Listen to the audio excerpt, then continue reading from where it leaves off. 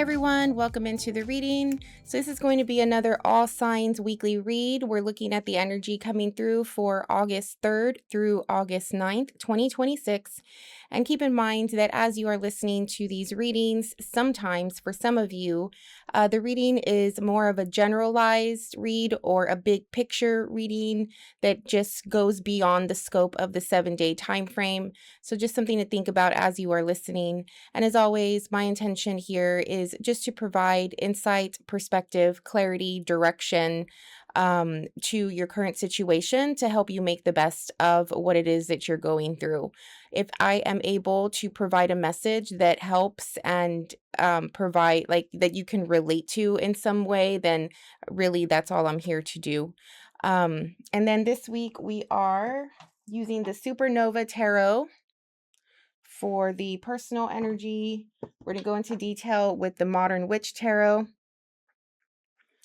I don't really use this type of deck that much, but as I was going through my collection and picking out the decks for this week, this one kept calling me. Like I kept coming back to it.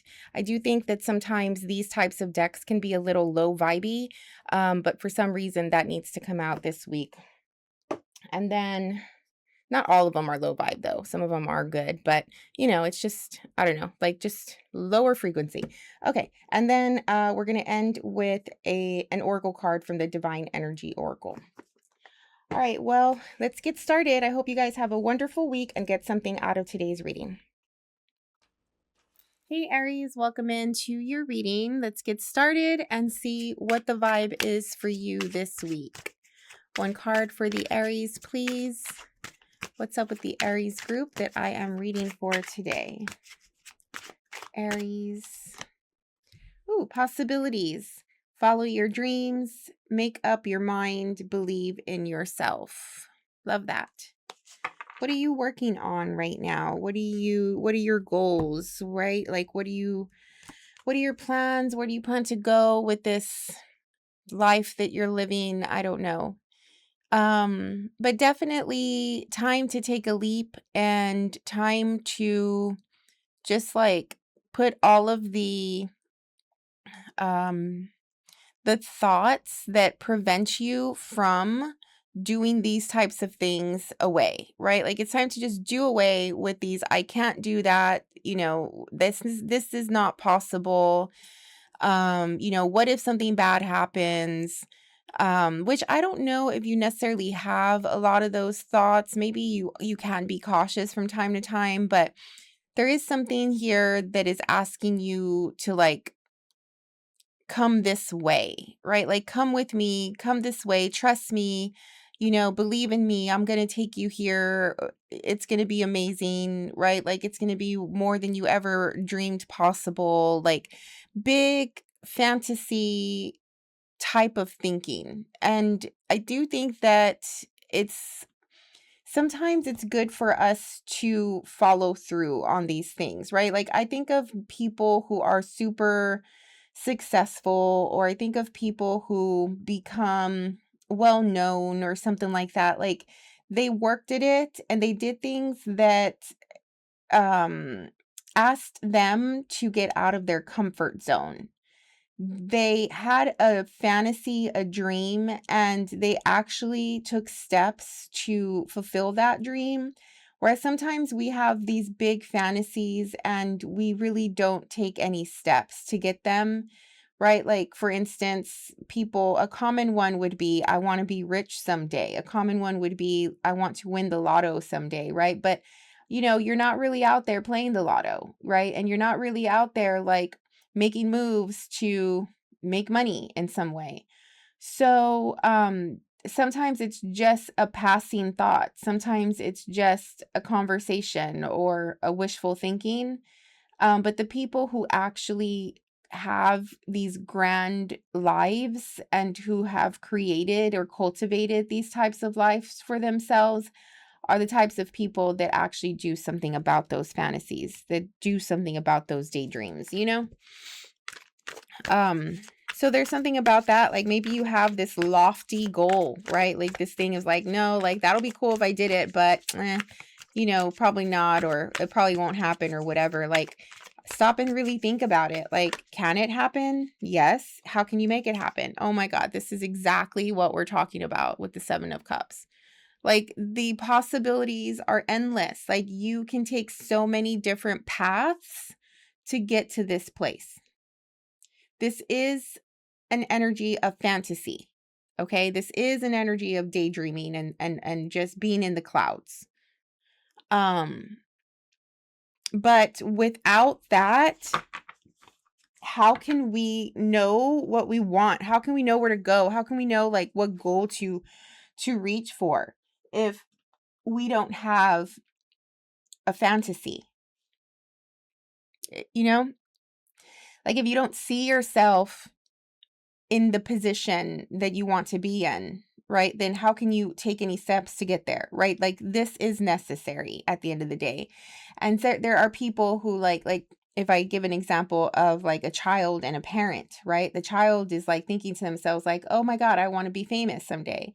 And the parent is like, "No, you need to go to school, you need to get a job, right? Like you need to make money and you need to support yourself."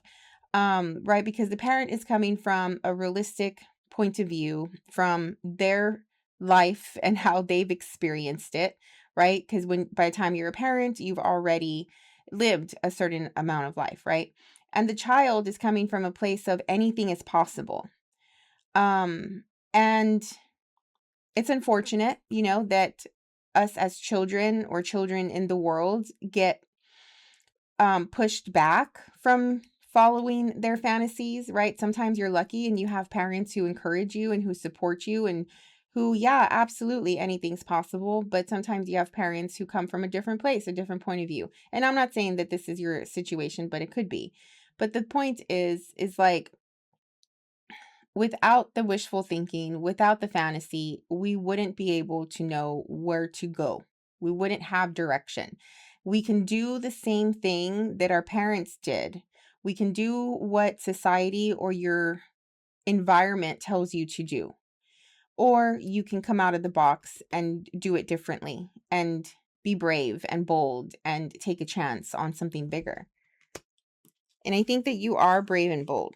Okay. Like if anybody can be that way, it is you. You are the inner child, right? Like you are the infant, you know, what you represent as an Aries archetype in the zodiac. So I think that it is possible. You know, a lot of Aries people are entrepreneurs, you know, are people who take risks, who are bold, who, you know, very active, who are always out trying new things, experiencing new things. So like I said, if anybody can do it, it's you.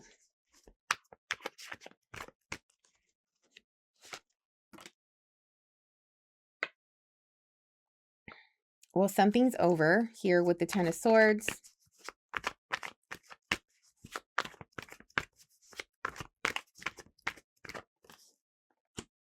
Nine of Pentacles, Six of Pentacles. Yeah, so there's the manifestation here with the Pentacle.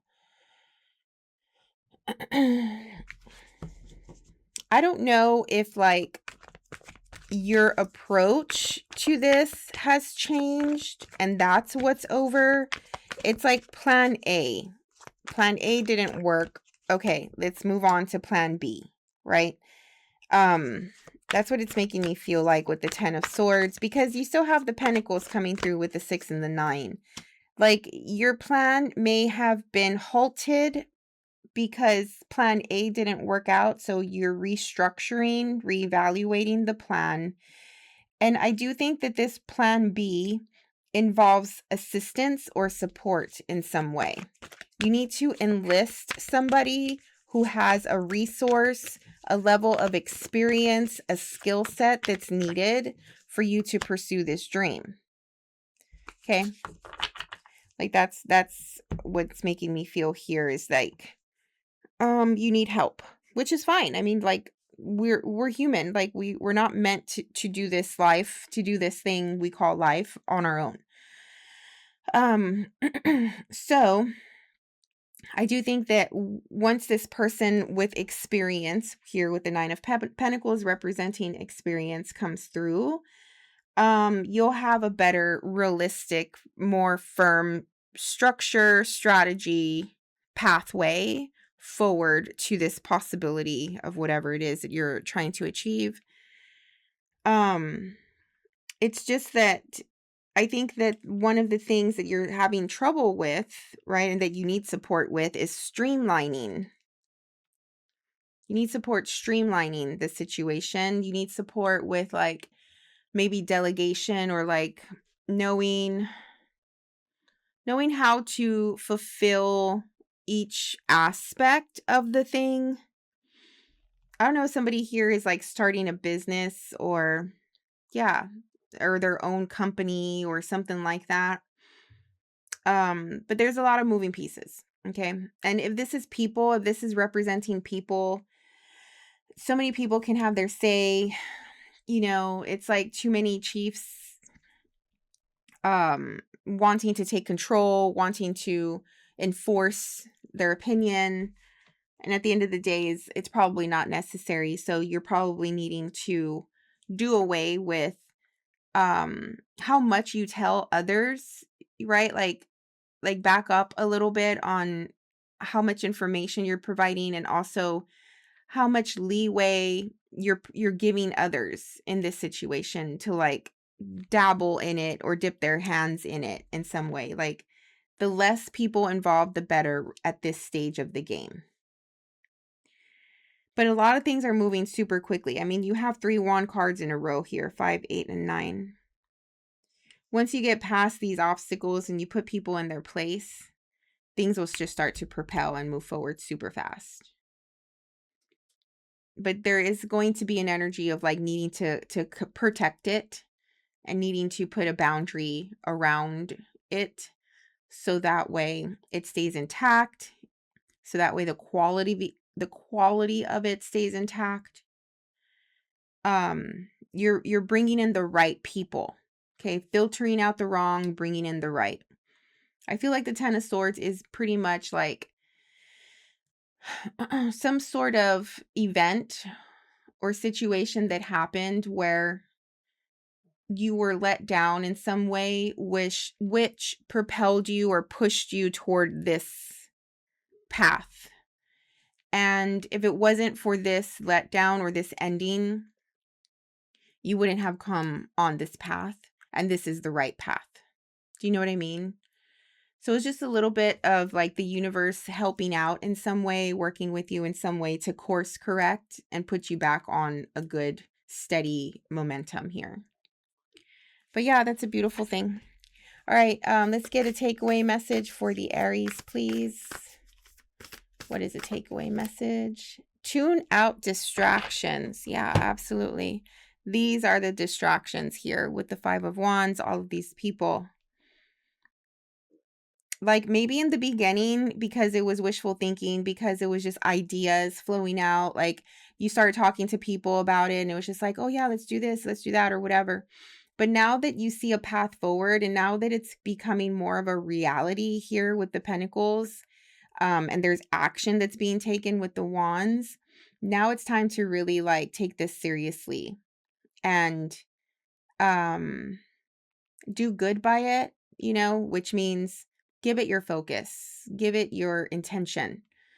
And anything that's not necessary, that isn't adding to the quality of this thing, that isn't helping you attain this thing, it just needs to go for now.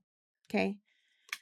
All right, Aries, that was your reading. I hope you got something out of it. It seems super exciting. I hope that it all works out and comes together. Have a great week, okay? We'll see you on the next one. Bye. Hey, Taurus, welcome in. All right, let's see what the vibe is for you guys this week. What's coming through for the Taurus, please? Taurus group that I'm picking up on today. Taurus group that I'm reading for today. What's coming through for them this week? Taurus, one card. Oh, love affair. All right, so I've been saying for everybody, I don't know if you heard the intro, but this deck, the What's the Vibe deck, I don't use it.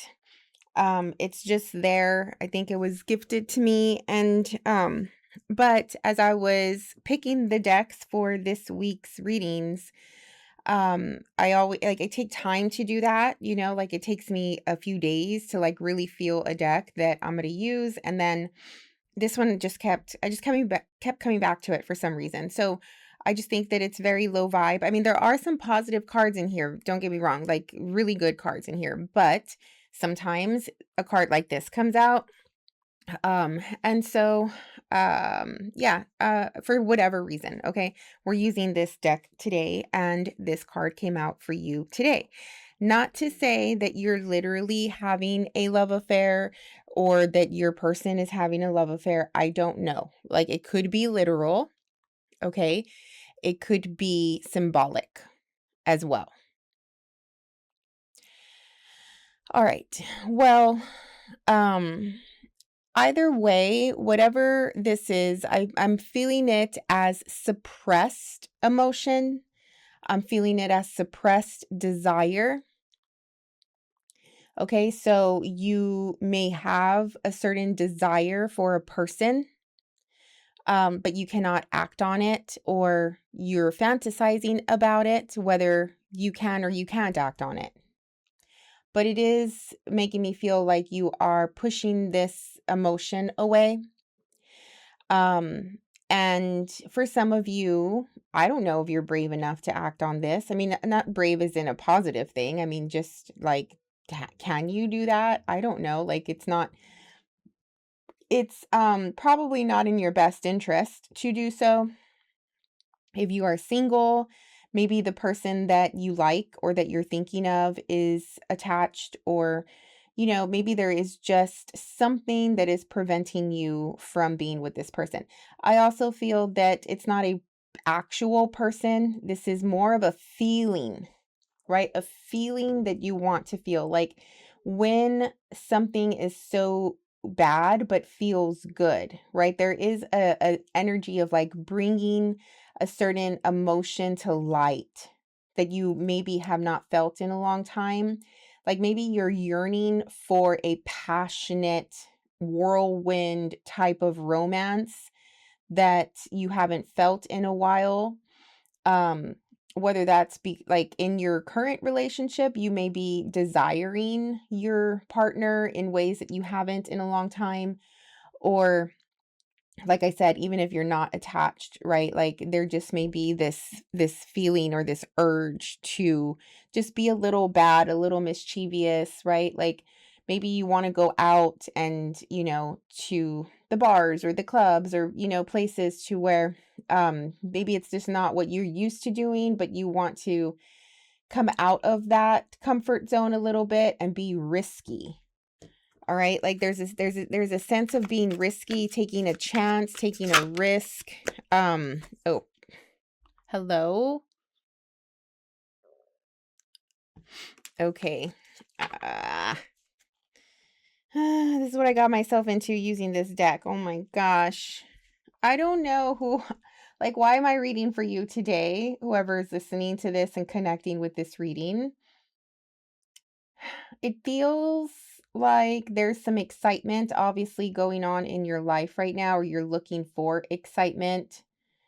It feels very anxious as well. Like I'm picking up on somebody who is restless, a restless person who wants their fix, who wants a fix. You're probably like just really hormonal, very like aroused, more so now than usual or something like that. Or maybe there's like a couple or a person in your environment that or that you're hanging out with or that you're looking at that like is creating these sensations and these feelings within you.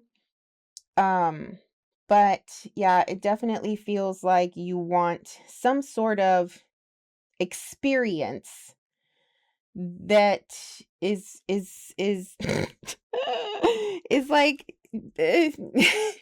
I don't even know. It's not even funny because this is such a bad thing. Like I'm just laughing at like why am I laughing? I'm sorry if I'm laughing. Okay.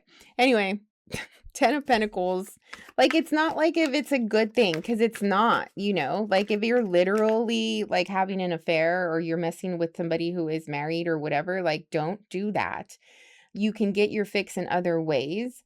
But if it's just an energy of like you just feeling really promiscuous and you're feeling like, you know, you want to experience these sexual experiences, then that's, of course, obviously that's natural, right? You just have to focus that energy on something that is positive, right? Like not somebody who's taken.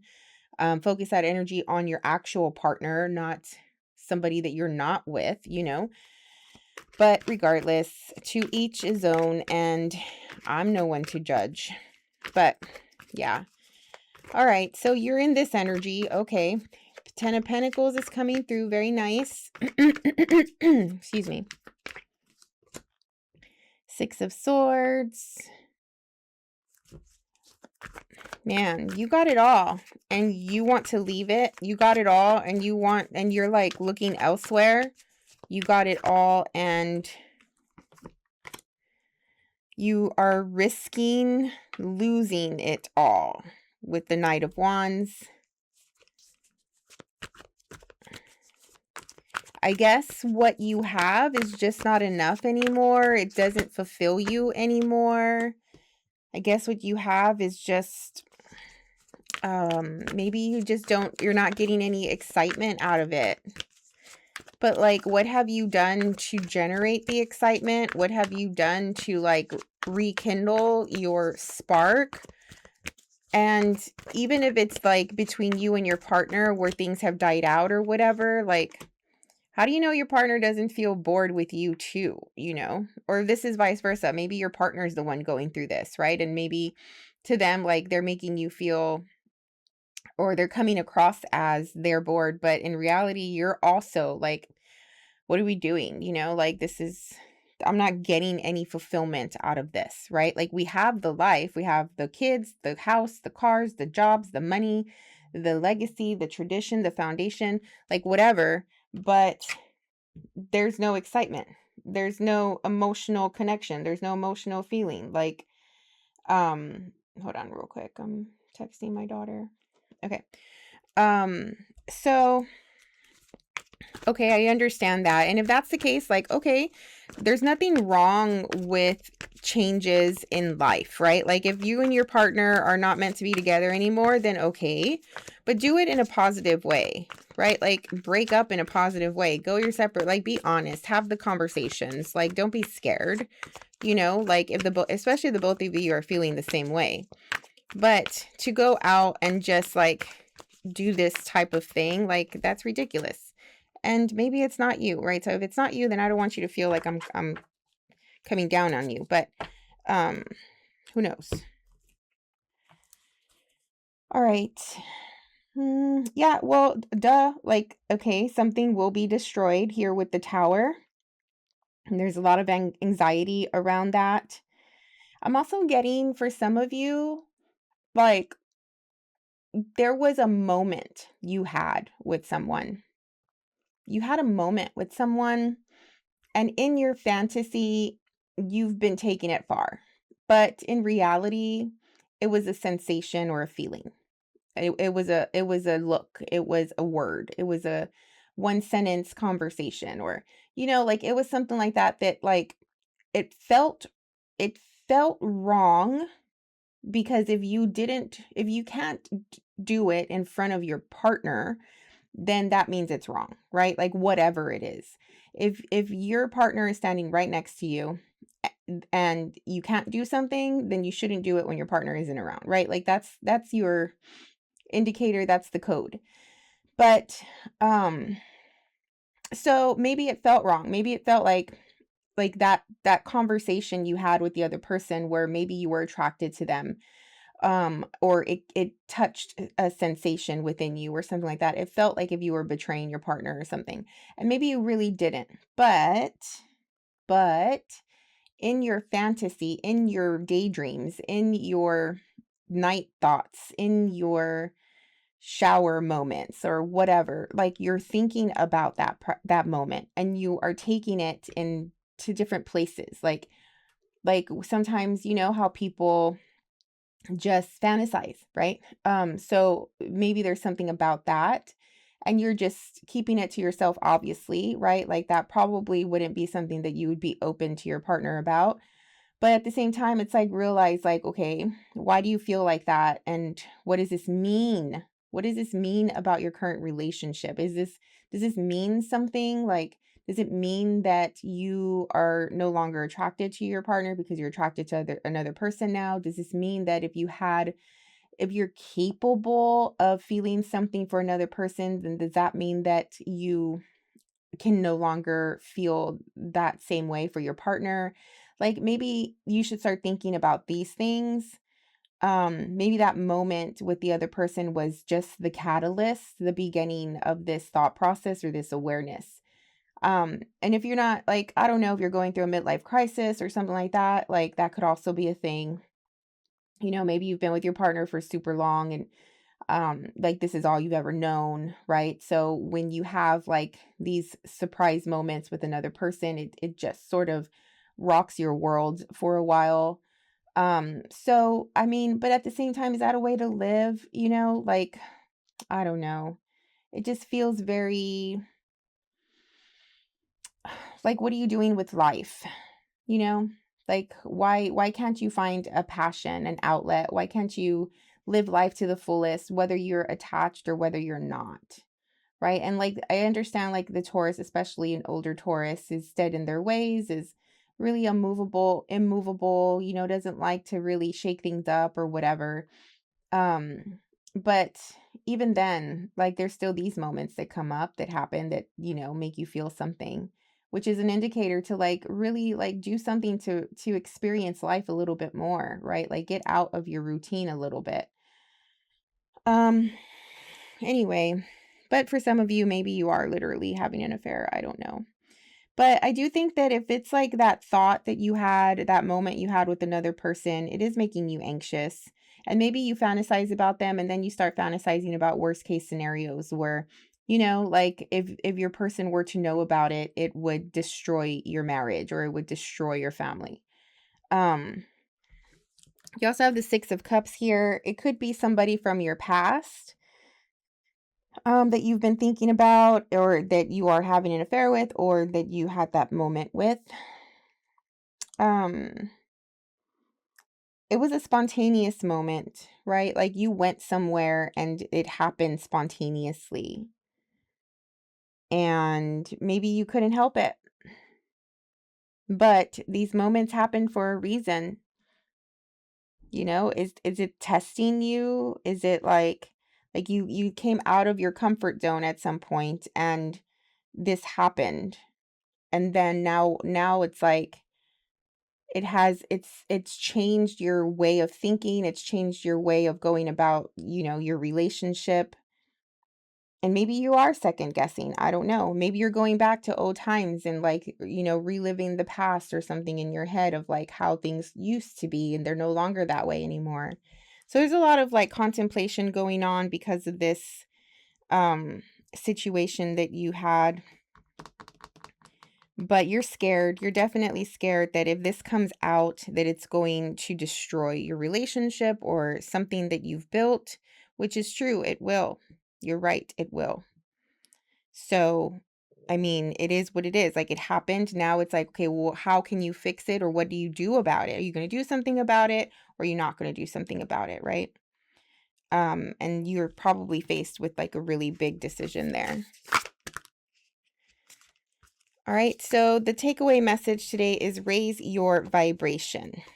Yeah, because this is low vibe, I'm telling you. Like, why would you, what is the word? Like, want to dive deeper into this thing? Like, what is it going to do for you besides short-term fulfillment, right? Like, for a moment of feeling good, you're going to destroy everything that you've created and that you've built. Like it says it's not worth it. Okay. So here with this card, with raise your vibration, the universe is saying to just try your best to control your thoughts and get out of this little phase that you're in and do better. Like, definitely do better. Okay, like, this is a fantasy. This is just the desires. This is just like hormones that are coming up here. Maybe you got a little bit of attention from another person and you haven't had attention like that in a long time. Um, it doesn't mean anything, right? Like, get out of it. There's more important things. You can feel passionate and alive and full of life in other ways, right? Like doing what you love, following your passions, connecting with nature, like going on vacation, like whatever, right? It doesn't have to be this type of stuff. This is yucky.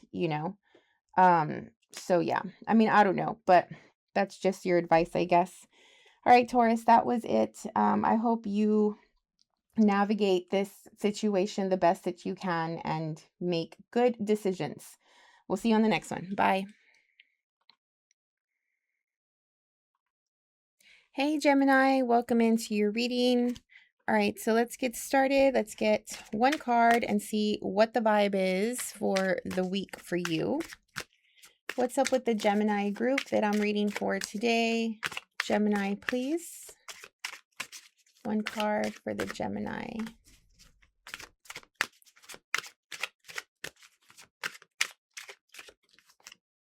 All right, so we have stagnant, stuck, dead end, frozen. Aww. The little puppy.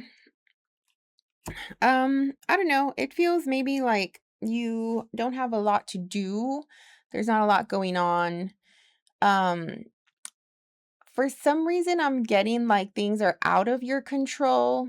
Like it could be like a weather situation or like maybe, um, I don't know. I'm getting like your car is not working or you had to lend your car out or you just, I don't know. It's like you have to be somewhere and you have to be there, like, but you want to go out, you want to do things, you want to be active, you want to be social, like whatever the case is. But for right now, for this week at least, it's like you have to be there. Like maybe you have work, right? Like you're thinking about going on a road trip or going, out with your friends, or you want to go and to, I don't know, buy some coffee and to a bookstore, I don't know, whatever, like during the day, but you're stuck at work. You know what I mean? So yeah, and so therefore it's like you're trying to create things to do. For one, you don't have a lot of time or resources to do them. And then two, it's like even if you did, what is there to do? Maybe your friends are busy, maybe your family is busy, but you want to make plans and you want to be active. So I don't know. Like what is the solution? Right? Like can you still do something by yourself maybe? Right? Can you still have fun and go out on the town by yourself and do something alone? I don't know. But yeah. There could be like you're waiting as well for a message, for some information. And until you get that, like you can't really make any moves on a situation. So everything is just at a standstill. And it happens like that sometimes, right? Like life, there's ebbs and flows, sometimes things are moving quickly and there's surprises and, stuff comes up where you didn't expect and it creates a lot of momentum or whatever. And then there are times when, um, nothing's happening. And no matter what you do, you can't seem to get the ball rolling. Yeah, you have so much energy bubbling within you that you need to express. Okay. And male or female King of Wands, like express it, you will. There's nothing that's going to hold you back. Like even if there is a perception that things are stuck, immovable, not moving anywhere, like the King of Wands, male or female, is not going to settle for that. They will create their own destinies here. They will create their own opportunities. They will smash the boundaries to the ground and just move forward and power through it. And right, like nothing's going to hold them back. Nothing will hold a King of Wands back from doing something that they want to do, from doing something that they're passionate about. So I am so not worried about this for you. Like, you are in control and you got this down. Um, but there is a lot of energy, right? So you need to express it somehow. I would just be cautious of what how you're expressing it, right? Like, whatever artistic modality you use to express yourself, use that. Go out and communicate and have meaningful experiences with other people or with places. Like, places is coming through. I don't know. Is there like a place that you've always wanted to go to, or like meaningful experience at a place? I don't know. All right, let's go into detail here. The Hanged Man, there is that stagnant energy. How crazy. Tarot and Oracle, like, I just love it so much. How everything just validates and works out, especially in a reading where we're on the right track. This is the surrender that's needed right now because something is not going as planned. Temperance, 2 face cards coming through right off the bat. This could be a bigger reading compared to like just this 1 week. Maybe in like this week, some of this energy is going to be pronounced, but I don't think it's the end of it at all. Like, this is a long-term thing here. Wow, 3 face cards coming through. These cards are speaking to me in ways of like, I don't know, there's just a lot of power. Like, so far you're the third sign that I read for this segment, right? For this video, and all 3 of the signs readings have come through with some sort of power being a very like pronounced energy or message in the reading. But here it's like personal and spiritual. I think that there is a need to get out of the reality of the material here, right? Like the 3D dimension, and really connect with the higher dimension, the unseen, things like belief, things like faith, things like love, concepts like guardian angels or your spirit team, concepts of like moving from one timeline to another timeline, like more intangible things that you cannot physically see or touch. Okay, so whatever those concepts are, like, it's feeling like that. There you will have power, there you will gain power, there you will know power. Maybe you don't know true power yet until you know that type of power, right? It reminds me of this one saying that I really love. I saw on the internet floating around once, where it was like, you don't know, what is it? Hold on, let me think. Ugh, I forgot it. I'm so sorry. But in other words, it's like drugs can give you a certain feeling, right? Like, drugs um can make you feel like on a high or something like that. But you don't know a true high until you know the spiritual high. Does that make sense? Like, that is another form of feeling. So there could be concepts of that coming up for you this week or at this time. But the Hanged Man, or the Hanged One here, is talking about a time of life where whatever direction or path you were on, you have to like course correct, right? Like it's come to a halt. Like there's a dead end here. There's no more path to be walked on, because like if you think of it symbolically, like you're on a dead end street, you can't continue walking on that street because the street is over, right? Like the rest of the street does not exist. So whatever path you were on, it's come to an ending. And it's time to just like surrender to spirit, to surrender to God's source, universe, to yourself, your higher self, of what is to come next. You have all of the confidence, power, stamina, health, you have the passion, the motivation needed to handle whatever is coming next, but maybe you just don't know what that is. And I think that if you go out and you start to connect, like I said, with places, there could be answers for you, because it feels like temperance is coming through. It will arrive at the right time, and temperance will show you what's to come, and whatever that is.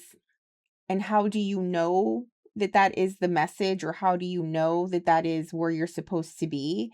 It's because it connects with you in a very profound way.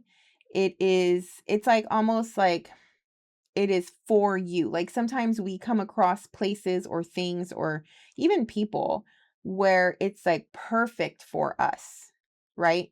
Like that's what it's going to feel like. It's perfect for you. And it's going to open your heart and touch your heart in a way that is undeniable. Okay.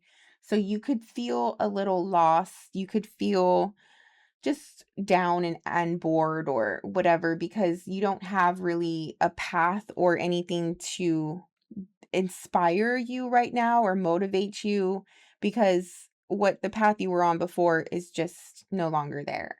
But I do think that something is coming, and right now it's just a sense of anticipation.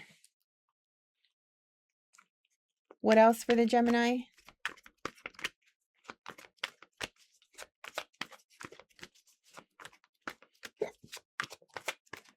Gemini, please. Queen of Pentacles, the Ace of Pentacles. Yeah, like I said, it's coming. Look at this.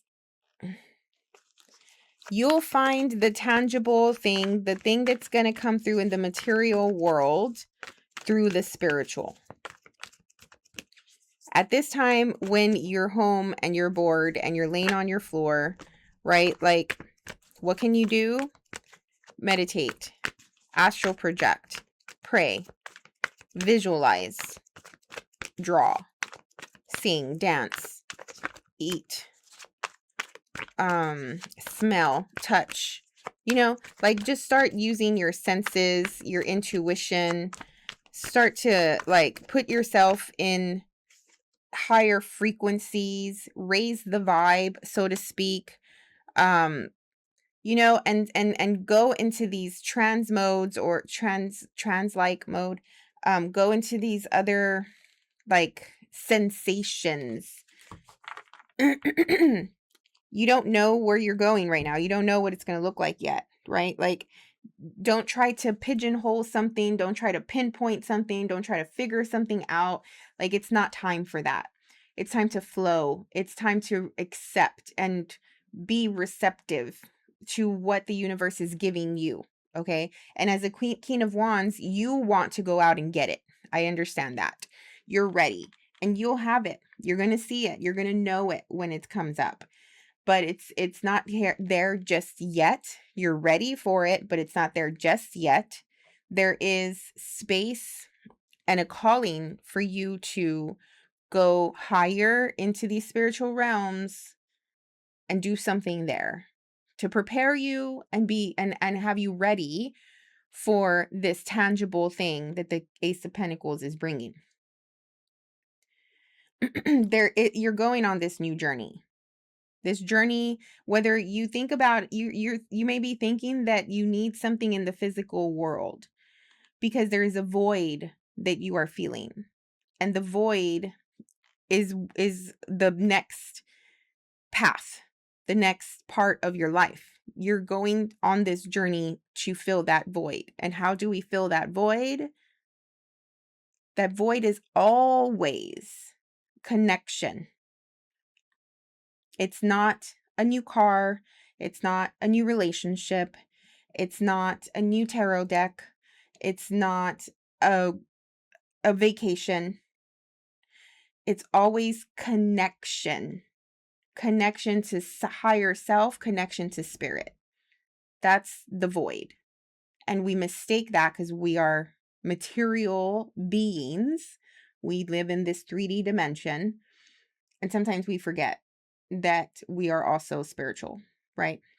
So yes, it's going to look tangible. It's going to look like a journey that you're going to take in the real world. It's a real world opportunity, but it's going to help you onto the journey toward spirituality, toward love, self-love, right? Toward filling the gap, filling the void that you're feeling right now.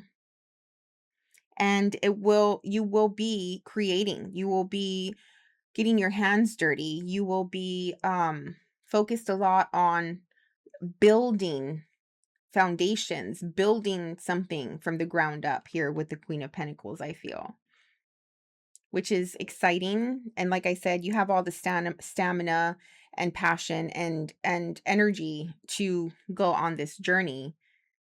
It's just a matter of getting started, of seeing the signs, knowing when it's time.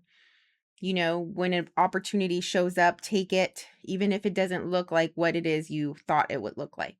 Okay. All right. One card for the takeaway message. Admit your vulnerabilities.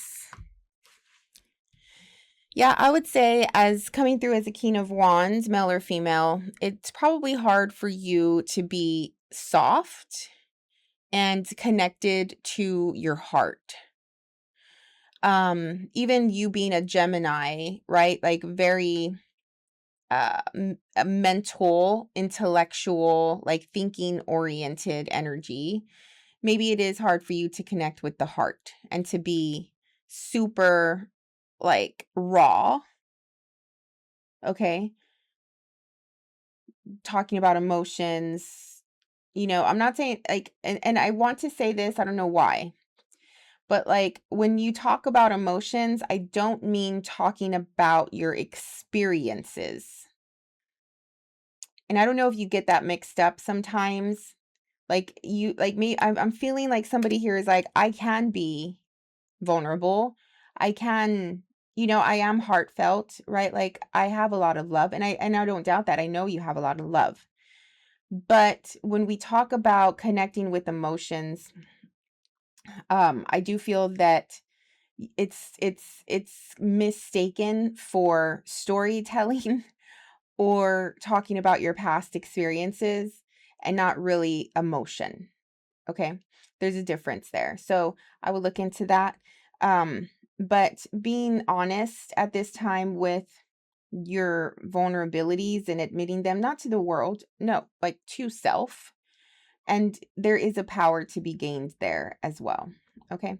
All right, Gemini, that was your reading. I hope you got something out of it, and you have a great weekend. A great week. Maybe you're going to have a good weekend. I don't know. We'll see you on the next one. Bye.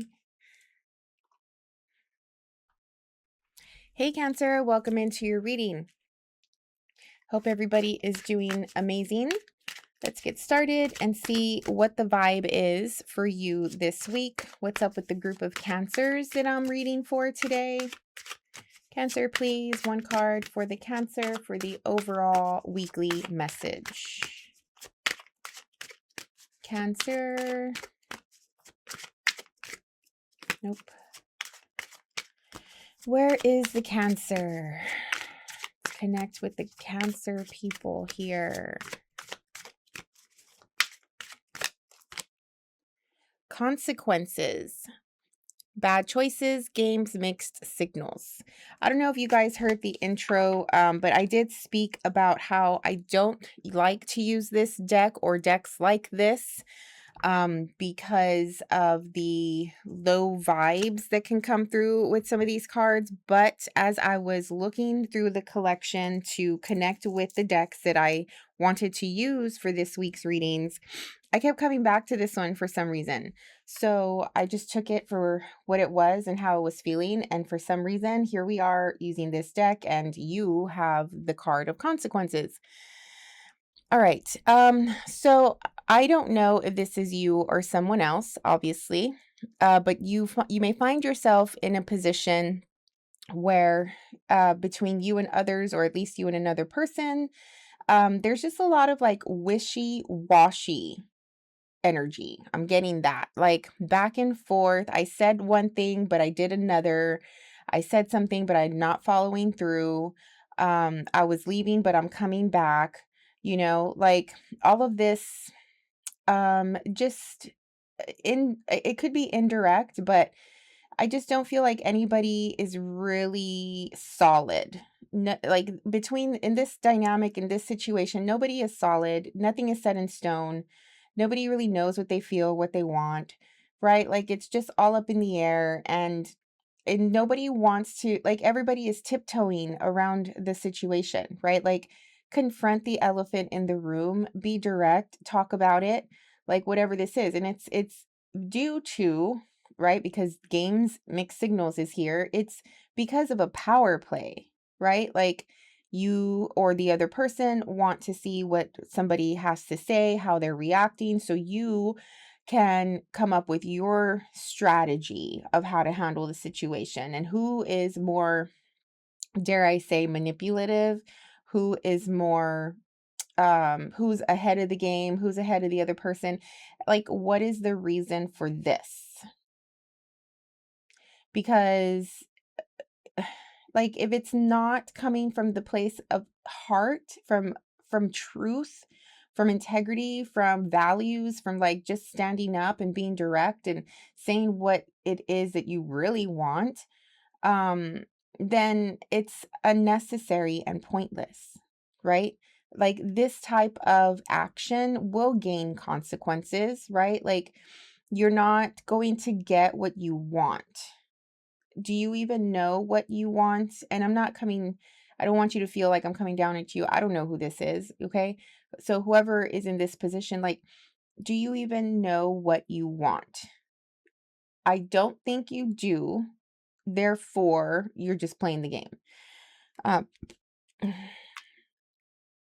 it does feel like if you're not careful, somebody is going to set something on fire here, metaphorically. It does feel if you're not careful, I don't know. Like maybe you just don't know who you're dealing with, okay? Or maybe you can get to a place like this and the other person doesn't know what they're dealing with, but at some point it's going to be like somebody just has fed up and is going to react. And I don't think that the other person is going to expect that. Okay, like maybe somebody here is playing a game, showing another person what they want to see, how they want them to feel about them or whatever, but not really knowing who they are underneath, like the real them. What is in the personal energy for the Cancer?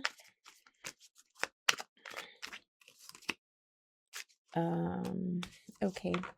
Well, I mean, I did, yeah, coming into this week's reading with this deck, what can I say? I don't know. All right, the Devil. What are you doing? What are you doing here? Why? Like, is this even necessary? Why is it so necessary for you to have so much control? Like, think about the control tactics, right? Like go, like what is it? Where does it come from? Right? Because this is a low vibe energy, needing to be in control of things, needing to have the upper hand, needing to be right, needing to win, like all these things. It's like, where does it come from? What happened in your childhood? What happened, with your caregivers, your parents, whoever, that you had to create and build this type of behavior and defense mechanisms? Okay. Like this, you should be reflecting and going back to the trauma moment of your life, so that way you can get out of this low vibe energy. This is not how life is supposed to be lived. You're wasting time, you're wasting years playing games to get what out of it in return? Like, what do you have to show for the games that you've played with people, with situations, with yourself? Okay. There's an addictive quality, there's an obsessive quality, there is a possessive quality with this card, with this energy. Yes, it could be powerful, don't get me wrong. Like in its best form, the Devil card is super sovereign and in control of themselves, right? Like they can't control their vices, they can't control their desires, but they don't allow anybody else to control them, right? Like they are confident, they go out there, they get what they want. Like it could be used in more positive ways, but too extravagant of devil energy, it just creates this stuff, consequences. Okay, if you're not careful and you're not balancing the energy well. If you're going too far into one spectrum of this energy, of the devilish energy, you're going too far. Like it's going to create toxicity and just bad energy all around. I don't know. I don't know what it is that you're up to. Like you are definitely you want people to do what you want them to do. You want people to react how you want them to react. At a low vibration, a Cancer, if they are the type to have control issues, then yeah, they can be super manipulative, I don't know. We'll see. No offense. No offense. I am a Cancer. So I don't want you to feel like I'm against you, but this is very unnecessary. What is up with this? The Hermit. Is there a little bit of revenge you want? Have you been hurt? Did you not win?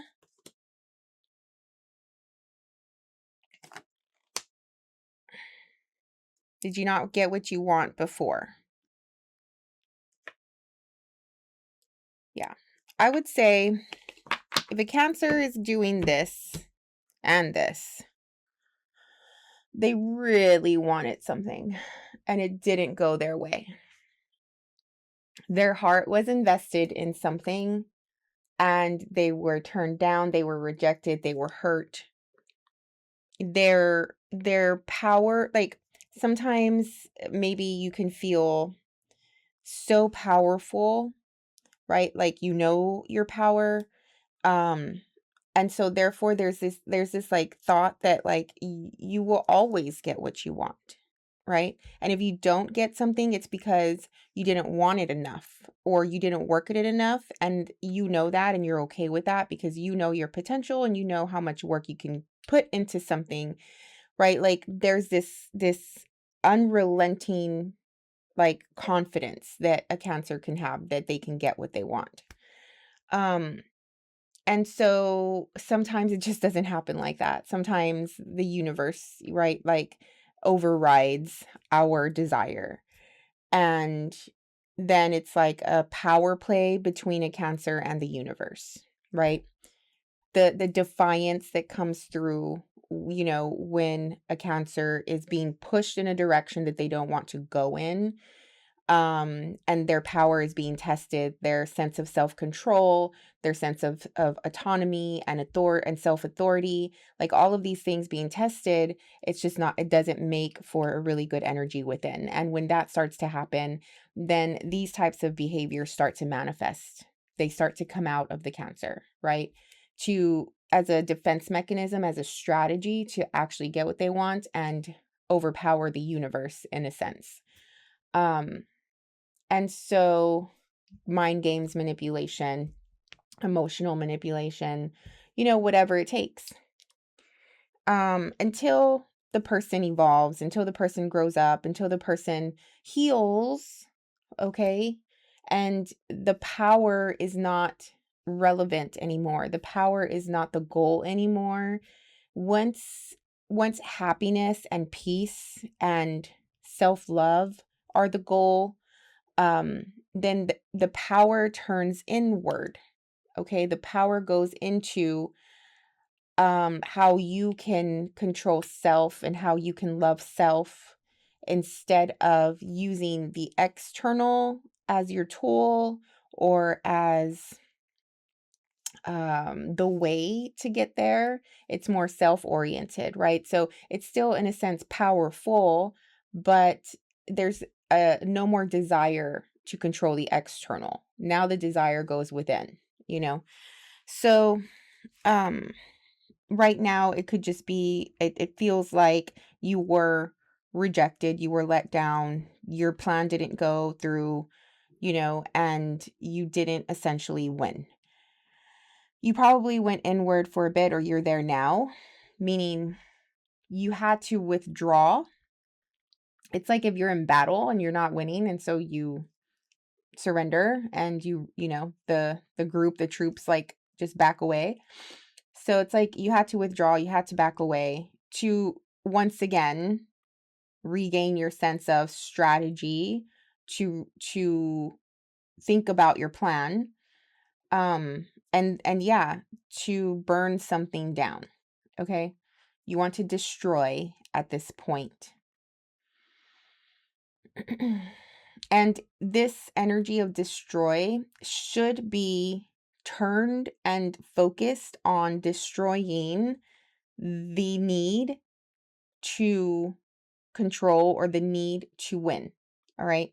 So if something is being destroyed externally, that is a reflection of the internal and what needs to be destroyed internally as well. And obviously in this case, for whoever I'm reading for, there is a lot to be destroyed. Like behavior-wise, patterns. The Six of Pentacles is coming through. I'm getting Six of Pentacles more in the sense of like you've met your match. Usually a Six of Pentacles is support, and maybe you are being supported. Don't get me wrong, right? Like maybe you do have people that love and care about you, and you're being supported, or you're supporting others, whatever. But it's making me feel more of an equal. Someone who is equally as powerful or, in control or something like that. Like there is a similarity between you and another person here, which would naturally cause this stuff to happen, right? Like if you have met your match, or if you feel a threat in some way, like there is a mirror effect going on between you and this person where you can see parts of self in them. And I don't think you're aware of that. Like if you really step back and think about it, are you two very similar, even though you are each other's threat? Do you know what I mean? Even though, like, I guess in this case it's enemies. Maybe it could be frenemies. But how similar are you? All right. Five of Cups, Knight of Swords, Five of Swords.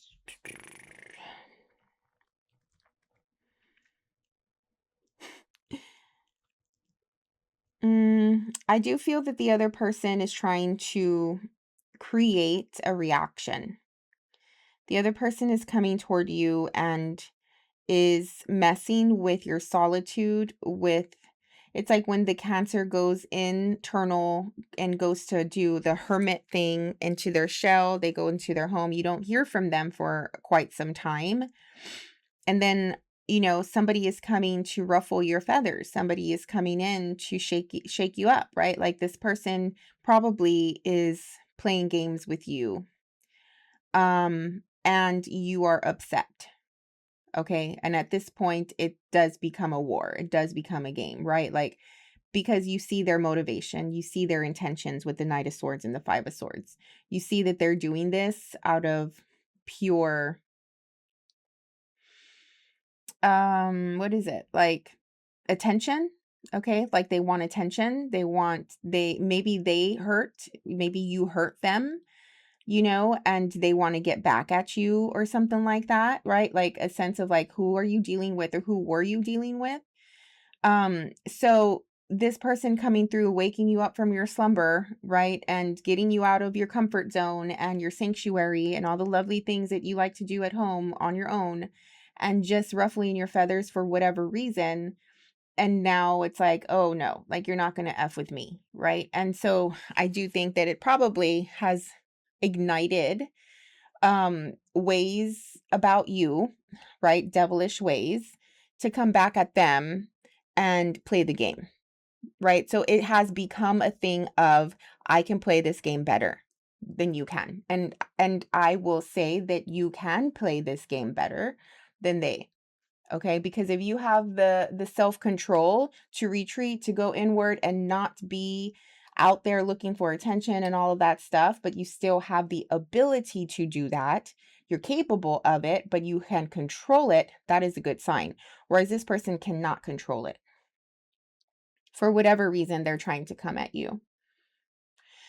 And yeah, it's gonna destroy. Okay, it's going to ruffle feathers, like I said. It's going to shake things up. But at the end of the day, I feel in this reading, especially you coming through as the King of Cups, male or female, like you cannot overpower or beat, right? Like at the end of the day, a person who in their essence is emotionally solid, is good-hearted, it has how can I say, like, is normal, right? Like it makes me feel like the King of Cups, male or female, here is just like sitting in their essence of who they are, and then they're faced with this person or situation that is just coming from an unconscious place of pure hurt and pain, you know? Like you can see them for you can see what they're doing, whether they want you to know that or not. Like obviously you can see it. And so because you're the one that's aware and you're watching it come at you, and you know where they're coming from, they're probably coming from a place of pain. You know, they don't like that they were rejected. They don't like that they didn't win or whatever the case is. Like, I don't think, because you're aware of that, like they're not going to affect you as much as you're going to affect them with your reaction, you know? So I think that you'll be fine from that standpoint, but it does feel like for this week, or at least at this time, it's just an inconvenience, and it could be a little bit of an annoyance, but it's also a little part of you is like intrigued that you can actually have the chance to play the game again, because maybe you haven't played a game in a long time. Do you know what I mean? Like going back to like, oh, okay, let me like, I still got it type of thing. It feels like. So yeah, I mean, not a lot of depth and meaning here, with this reading, you know, and what's going on. I think at the end of the day, you're still good. So, okay.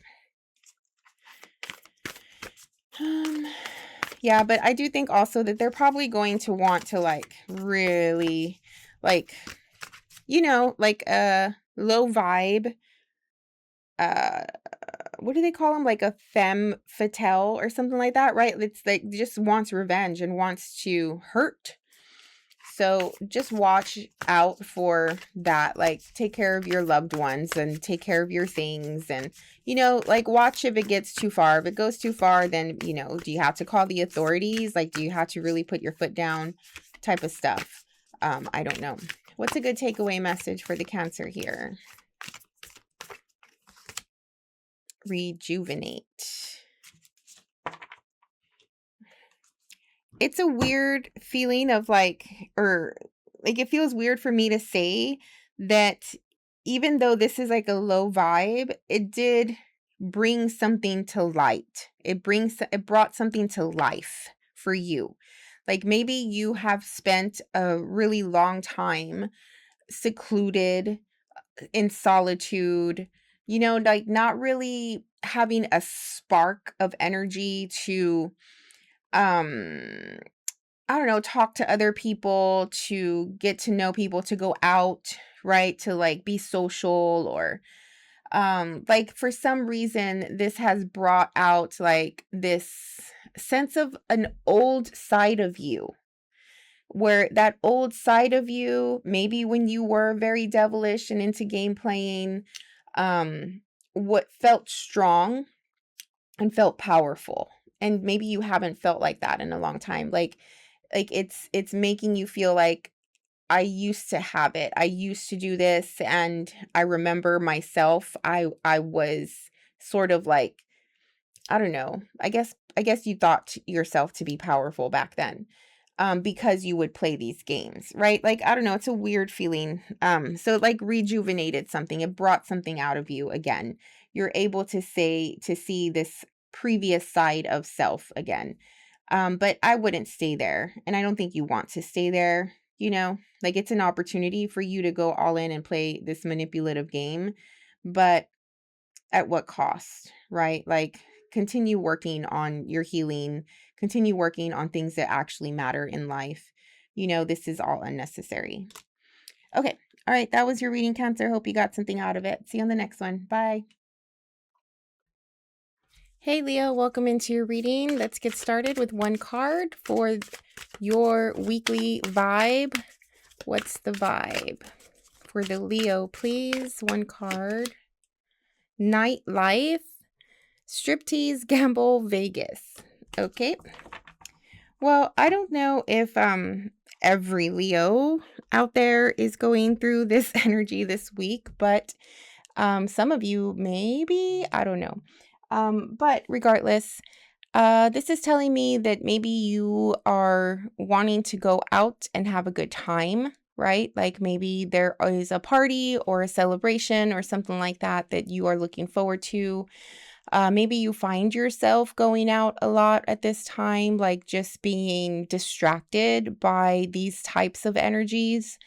I said in the intro that I don't use this deck just because it does have a lot of low vibe cards in there, but there's also a lot of good ones too, okay?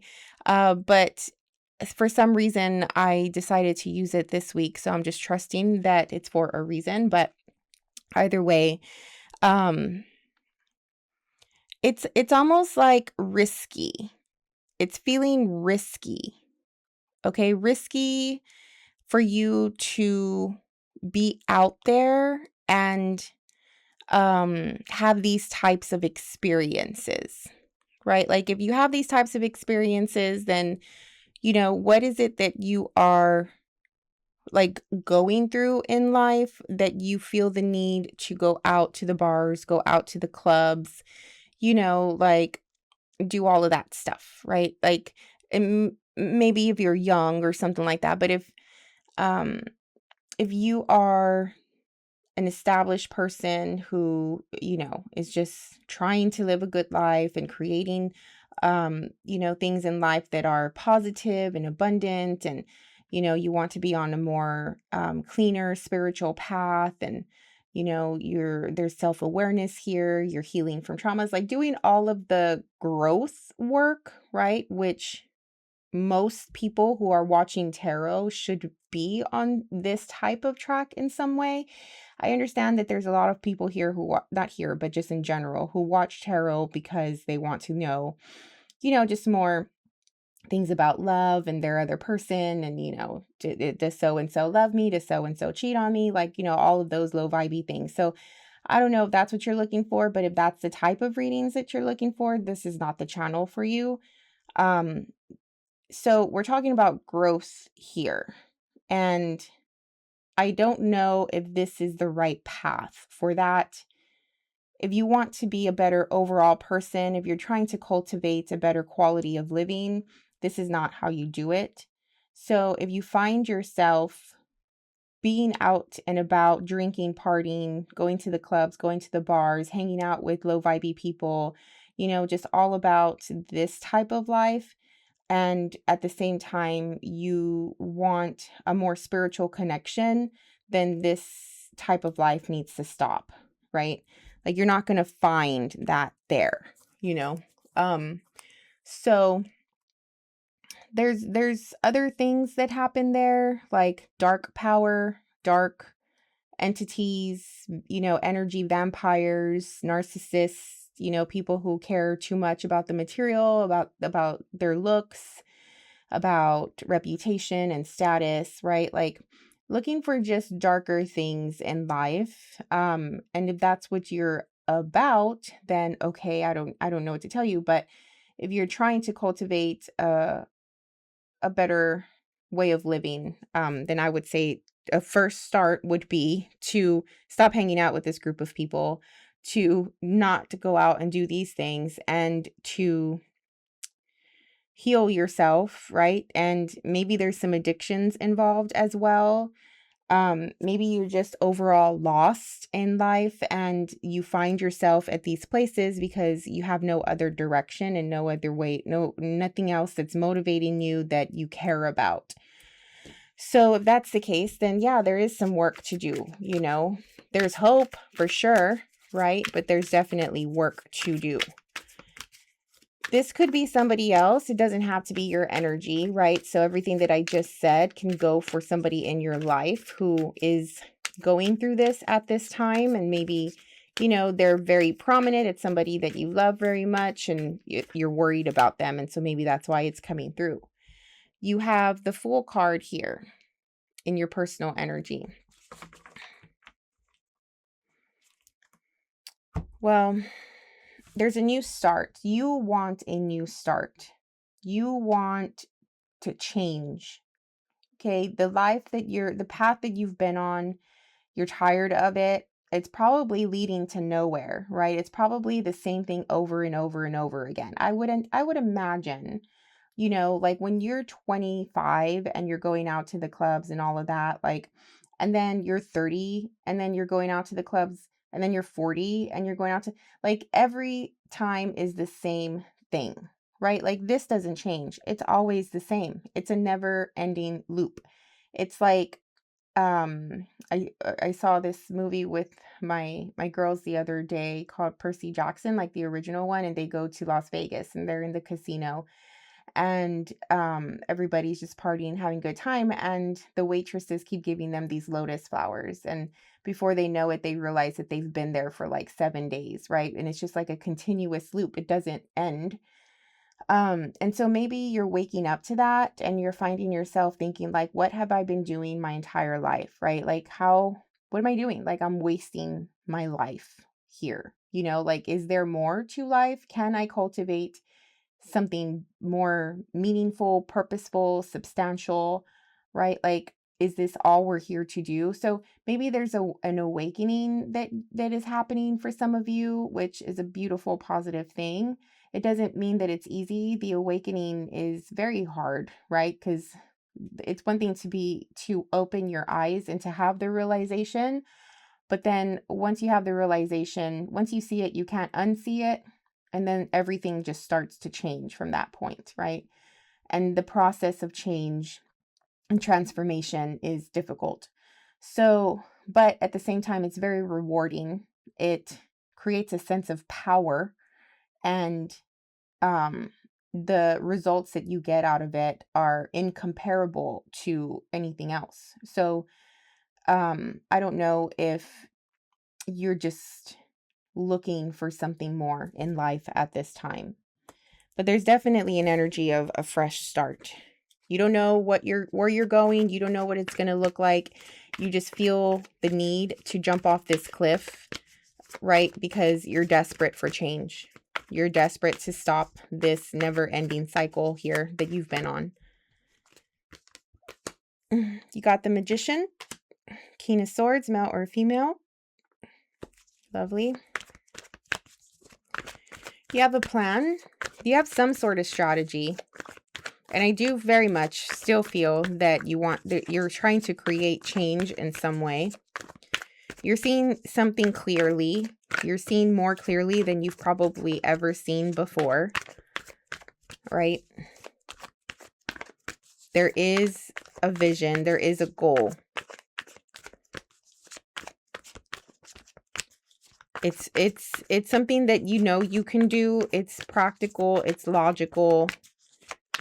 It does require that you are motivated and run by your mind here, right? Like not necessarily your desires, not necessarily your like the passion or the fire, but more the intellect. Like just be smart. You know, like be smart about your moves, your actions, your choices. Six of Cups, Four of Pentacles. There's something about your past coming through. A time when things were simpler, a time when there was more love in your life. Maybe you've been lacking that for a very long time.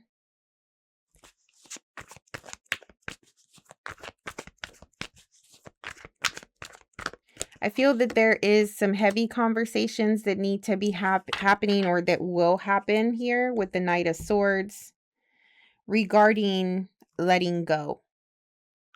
Regarding like letting go of old ways. I don't know if you're having these conversations with someone or what, but it is very like direct, right? Like sometimes we just need to have the hard conversations, you know? Sometimes we can't tiptoe around the situation. Sometimes we can't sugarcoat things. Sometimes we just need to either be super direct and just say what we need to say and put our cards on the table, or sometimes we need to hear a message that is direct and filled with just truth. But it is regarding holding on probably to the past or probably to old behaviors. It's like people say, I can't help it. This is how I was raised, for example, right? Like people say, I was raised that way. Okay, so what? Right? Like that is just an excuse to not do the work to make yourself better, right? To be a better person, to create a better life for you and your family. Right? So if you're like, I've always been this way or whatever, right? Like I can't just change now or I don't know what, but no, I don't believe that at all, right? Like people we live this life and we're here for an average of what, 80 years or so. And throughout the life that we live, we are different people because we've changed, because our circumstances have changed, because our desires, goals, you know, the universe puts us in different positions, different situations, right? We go through heartache, we go through loss, we go through pain, that changes us. We're constantly changing. And so for people who are very fixed, which you are a fixed sign, and it's hard for you to change ways, it doesn't mean that it's not possible, because I'm sure from the time that you were born up until now, you've had to make some changes, whether that was willingly or not. But for some reason, you're probably unwilling or finding it very challenging to let go of a certain type of life that you're living, a certain way of being, for whatever reason. And I'm also getting, this could be like age, right? Like because I'm just talking about like this in general, right? Like the nightlife or whatever. Like it's like when you're, you know, 25 and you're out in the club, and then all of a sudden you see like a 50-year-old, like a random 50-year-old person there trying to live it up. Like it's weird, it's awkward. And so like, are you that person, right? And it doesn't have to be like the nightlife per se, but you know, do you not belong in this certain scene anymore because you're supposed to have evolved by now, right? Like, are you holding on to not evolving? So there's so much here going on as far as like you accepting where you're at in life accepting that change needs to happen, accepting that you can't just be the same person you were 20 years ago for whatever reason, right? Like, even if in our essence, in our soul, in our spirit, we're still young and spunky, and, we still keep up with the times and all of that.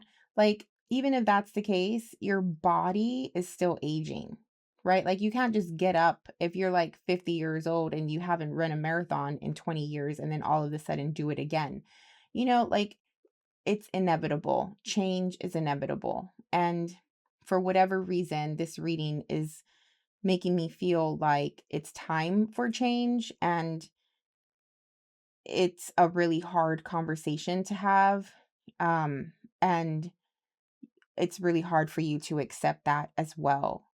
But there is also an energy of like, wherever you're going is better suited for you, right? Like, the next phase here with the Six of Swords is a place where you will find happiness, you will find contentment, you will find peace, and just overall positivity.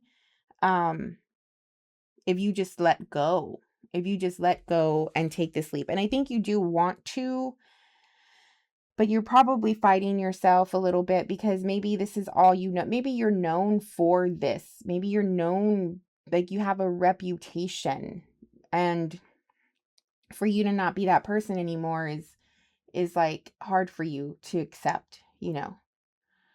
Um but I mean, the Magician is making me feel like what you're doing is exactly what you're supposed to be doing, right? This change, this taking a leap of faith, this going into the unknown. You don't know where you're going to end up, but you know that it's something different from where you're at here. Like, it's like anything but here. Anything's better than here. Like, that's how it's making me feel.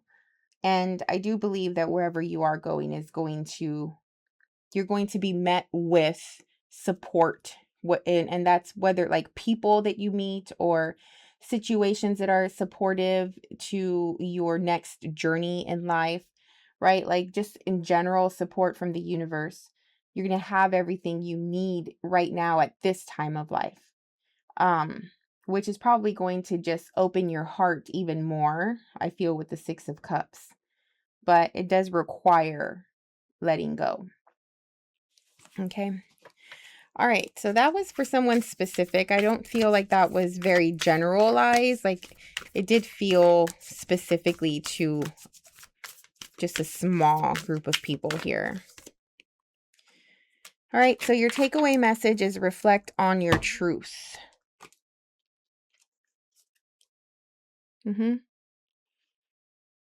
I'm getting like, stop kidding yourself.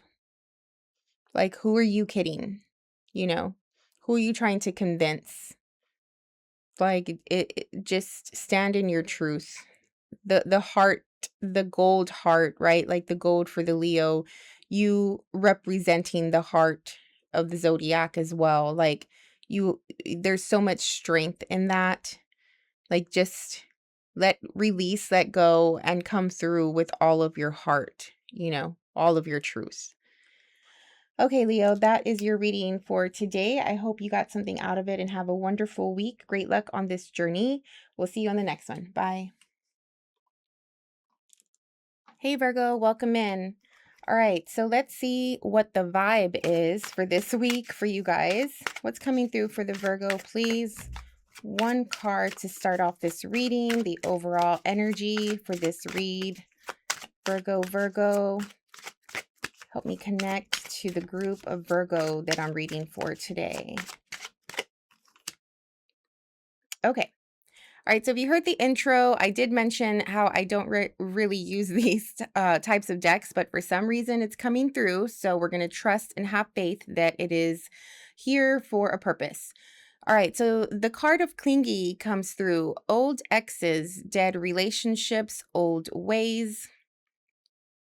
Well, obviously, this energy is speaking to your inability to let go of past, whether that's a person, a place, your own personal belief system, thought process, behaviors, patterns, things like that.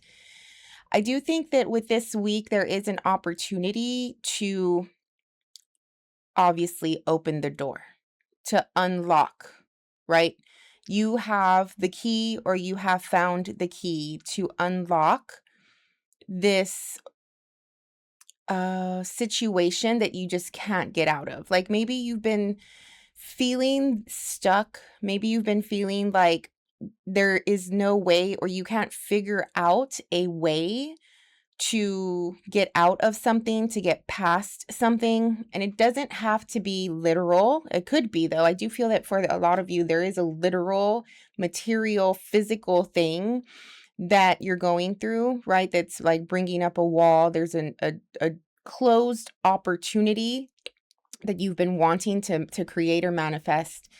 But this could also be internal, personal, right? Like more of a psychological thing happening, a thought process that is um, preventing you from attracting more open, free energy to flow.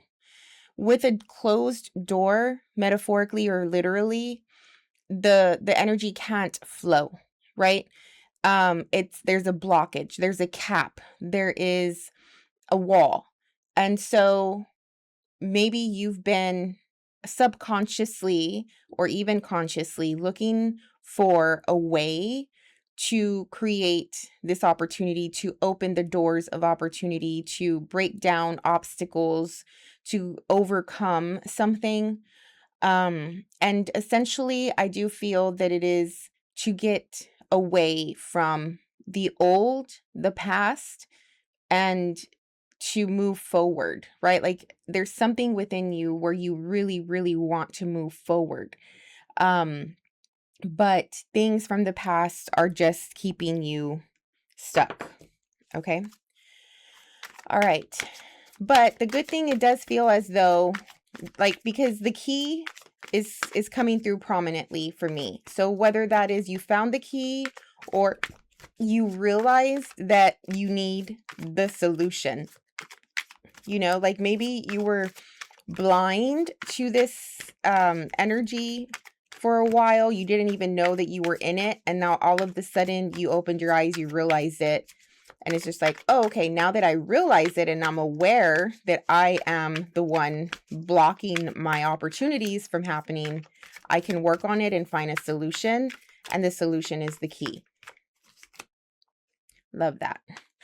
All right, so you have the Queen of Swords in your personal energy, male or female. Yep, definitely aware. Okay, you see this completely clearly. And I don't know if you weren't seeing this clear before, but it doesn't matter because you are now. So, with the Queen of Swords, male or female, this is a type of archetype or person who leads with their mind, who leads with the intellect, who's logical, but also insanely, like highly, highly observant and perceptive. And so I think that you have this going for you right now. I think that you're always, like, regardless, you're hyper observant, hyper focused, right? And I think that that comes naturally. But I do feel that sometimes you tend to second guess yourself. I think that you are your own worst critic, and you judge yourself so harshly, that the concept of like trusting in yourself, belief in yourself, even confidence overall, can really be lacking sometimes with the Virgo archetype. But this card is making me feel like right now you do trust yourself. And right now you have the confidence and the belief that what you are perceiving in about your current situation is true, that what you are perceiving about what you need to do, like the solution, is the right one. And so with that, you're able to Get rid of the obstacles around your mind that usually prevent you from trusting yourself, and therefore you can continue and like create this strategy or this process of how to open this door. Do you know what I mean? All right, let's go into the details. Okay, let's get more information for the Virgo here. Virgo, what's up with the Virgo? What's up with this situation right now? King of Wands. Okay. Who is that?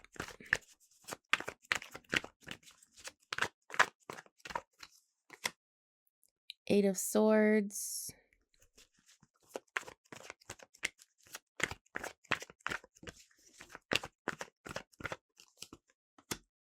Strength.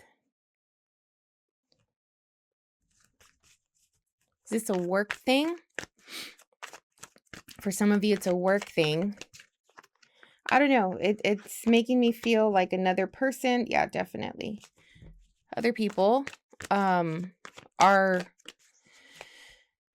Okay, so I'm a big believer that whatever happens to us is, and this could be controversial, right? But whatever we go through is our fault because we put ourselves in the position that we are in, right? And so I don't like when people blame others for something that happens to them. I understand that sometimes, like maybe a car accident, right? Like you're doing everything that you are supposed to do and another person wasn't and therefore created a car accident. I get that.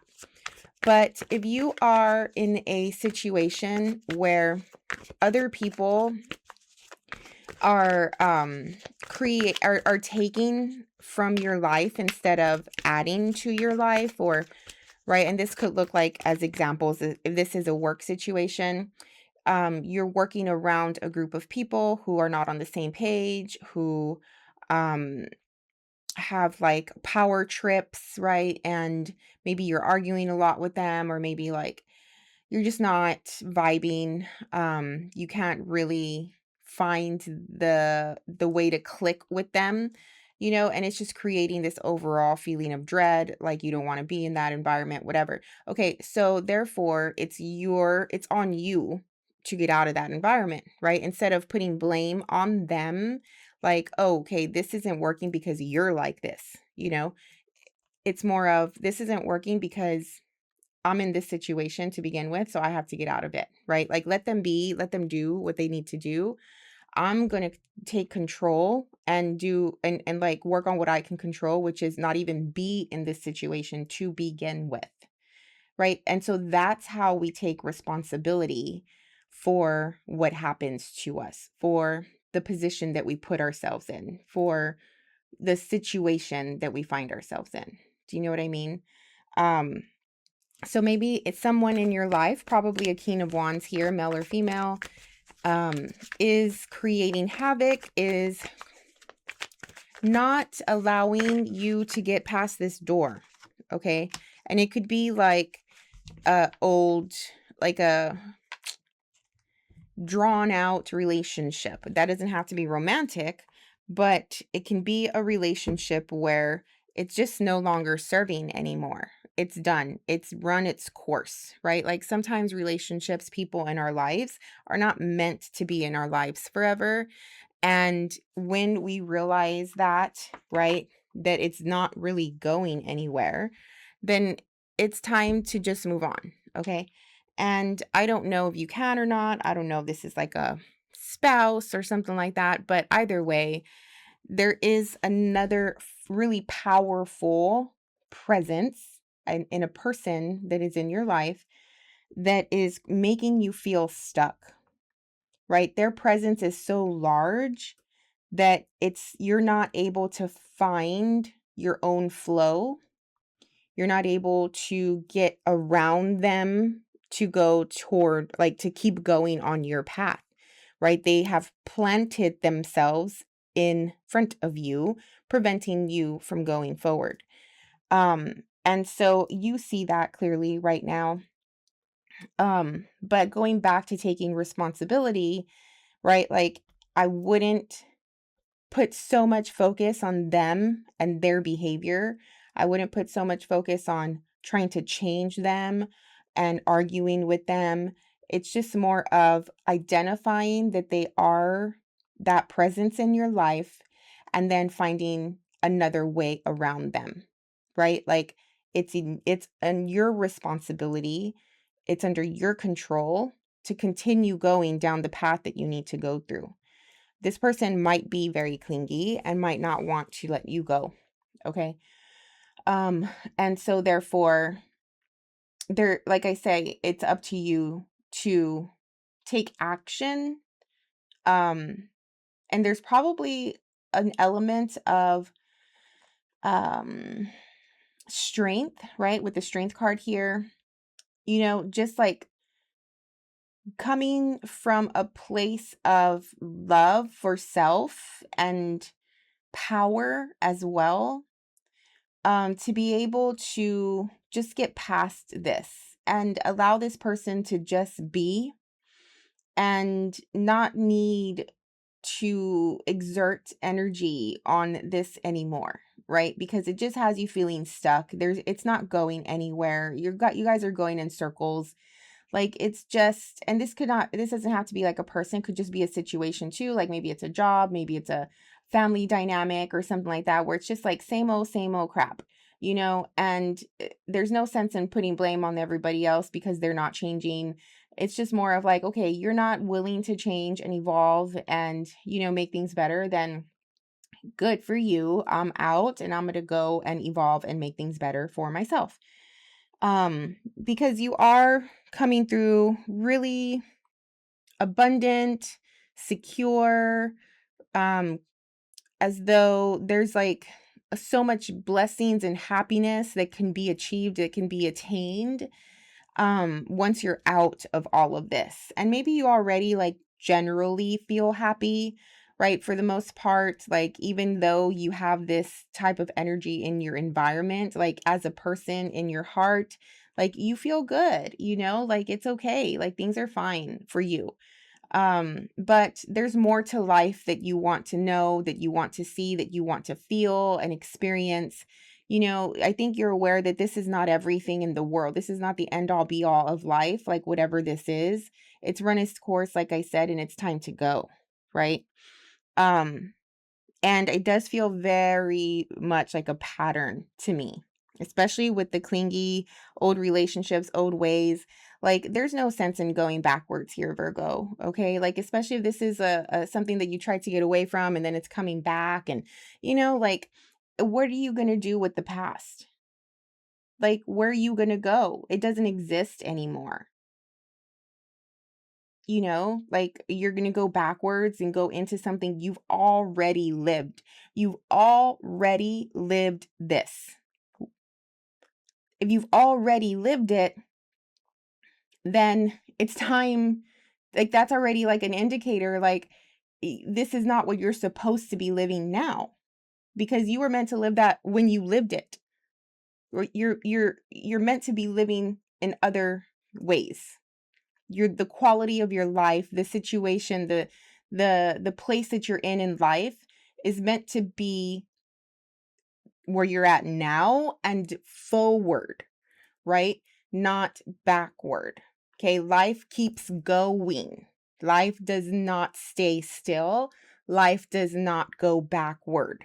We repeat cycles, so we identify and learn how to get out of those cycles, right? If you haven't learned and become aware that you're in a pattern that's taking you nowhere, you're always going to be in that pattern until you realize it and learn from it and move forward. You want to move forward. You want more for your life. You want more for yourself, right? You're probably tired of going through this. Then make a choice and take responsibility for your actions and your choice to either stay in this never-ending cycle or leave it. It's not the other person's fault anymore, right? Like taking them out of the equation, compartmentalizing things in your head and separating them from you.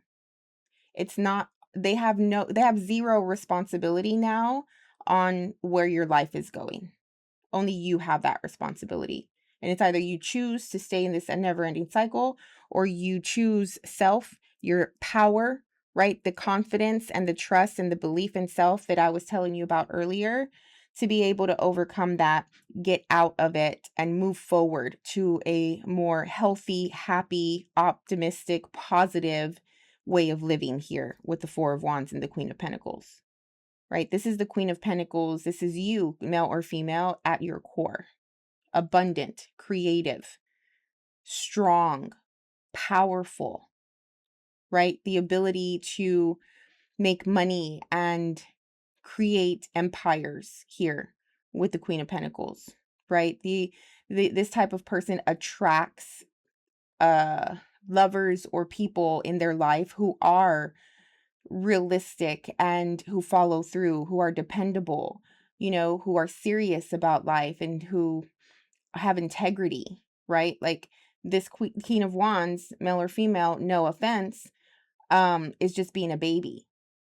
It feels like, okay, being clingy and doing all of this stuff. But that's their journey. Let them go on their journey. This is not meant for you. You can't be responsible for them. You're responsible for your journey. Okay. All right. Let's get a closing card here. The Divine Energy Oracle. I never use these cards either. One card for the Virgo. What's a good takeaway message? Go with the flow. I bet you don't feel like that when you're around this person or in this situation. You feel blocked. You feel heavy. You feel dense, right? Like they just suck the energy from you.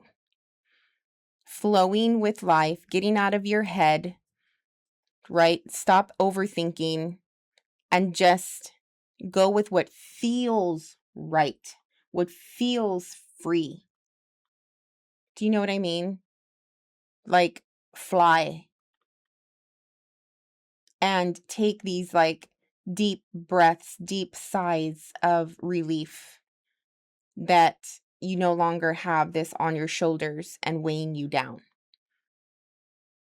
Okay. All right, Virgo, that is your reading. I hope it helped and you got something out of it and you have a great week. We'll see you on the next one. Bye.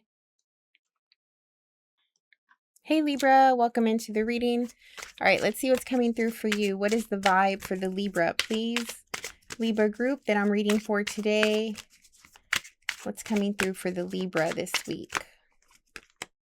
Running, escape, denial, excuses. Okay.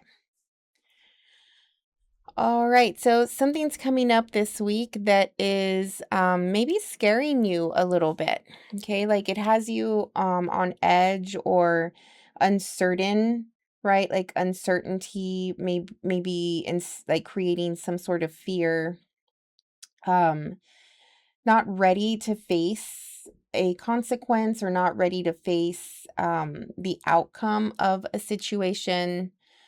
You're not ready, right? Like that's why the excuses are coming through, feeling inadequate, feeling unprepared. Maybe something has come up suddenly and you don't want to face it. Do you know what I mean? So I don't know if this is like a literal thing happening in your life, or maybe this is like a sudden emotion, or maybe that you've been triggered in some way, right? So there's like a trauma reaction coming through here. But it does feel a little scary, like you are in fear and you can't face it right now. Maybe it's also a thing of like you being overwhelmed. Okay, like there's just so much that has suddenly piled onto your plate. And it's best, like, to you, okay, I'm not saying that it is best, but to you, maybe you feel it's best to just leave it all behind and sort of start fresh, right? Like, don't close it out, don't work on it, just let it be and run away, you know? So I don't know what the situation is, but I don't anticipate that or expect that to be the best plan, right? Like, depending on what it is, like, I don't know. There's just things that you just have to face, you know, and you have to fix. And even though it's challenging and it seems like there's a lot of work to do or whatever, like, and even if you feel inadequate, it's like, okay, well, I'm going into this knowing that I don't know what I'm doing. At the same time, it's my responsibility to get it done or to fix it or to deal with it. Let me just do the best that I can, right? How can you do that? Like, ask for help, you know? Go to people who have been in that situation before and see how they did it, or, you know, just research or try your best to learn something. I don't know what this is, but it's a lot, right? It's so intimidating, it feels. So the Hierophant is your personal energy here. um yeah, I mean, it's interesting because the Hierophant talks about our values, what we believe in, right? um Sort of like our moral system and our personal, like, makeup of who we are. So it's very much like what you stand for, like when we're thinking of it from a personal perspective, right? Like, you stand for something, the right and wrong, right? Like, what is good, what is bad, like all of these things, even though you have the card of running. So you're maybe coming up with like a dilemma or like a personal blockage or something like that. Um that it's like, okay, well, your instinct or something is telling you to run and get out of this situation, but at the same time, it's going against what you stand for to do that. It's going against your moral code to do that. Um, and so you might be hesitating or fighting with yourself about like what to do or how to deal with this situation. Um, I think in your heart of hearts, like deep down, you know that whatever happens, that you have to do the right thing, even though running away, making excuses, being in denial, and all of that is probably easier. Um, you know that it's not the right way, right? All right. Let's see. For some of you, you're in a situation that is not like, it's not you. It doesn't suit you. The situation, or it could be like a relationship or something, is like going against what you stand for. It's like thinking to yourself like, I'm never going to be in a toxic relationship, right? Because you stand for positivity, healing, healthy habits, behaviors, like whatever, integrity, truth. Like that's who you've always been, and all of a sudden you may find yourself in a toxic relationship, right? And it's just like, how did I end up here? This goes against everything that I am, everything that I stand for. Therefore, you're trying to run away, right? Like that's probably an example of like what's happening. You find yourself in a place that uh that you just don't agree with, and you need to get out of it. Love that. Empress.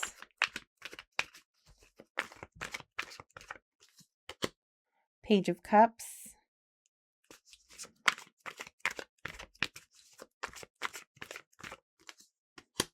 Three of Wands.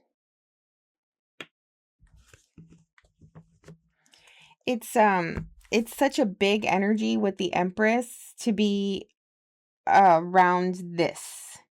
And I know that like the Three of Wands may not necessarily indicate a person, but it does feel very separate. Okay, like this whole Empress energy with this over here. It's like, who are you dealing with right now that is not at your level?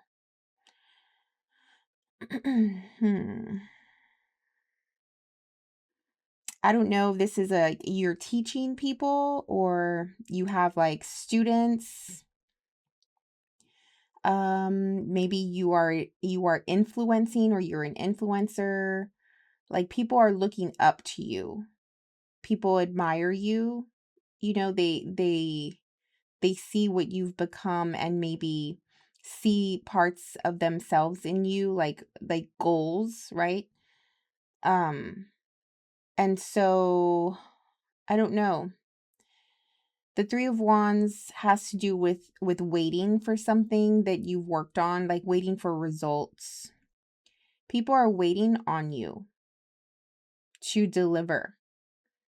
Okay, like maybe this is a product or a service, or just they're waiting to see what you're going to do.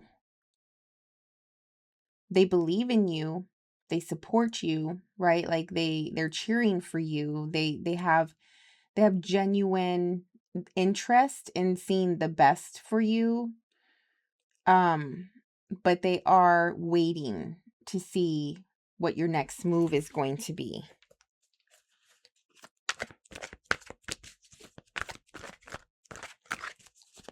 There's a lot of emotion that this person or people have, a lot of love.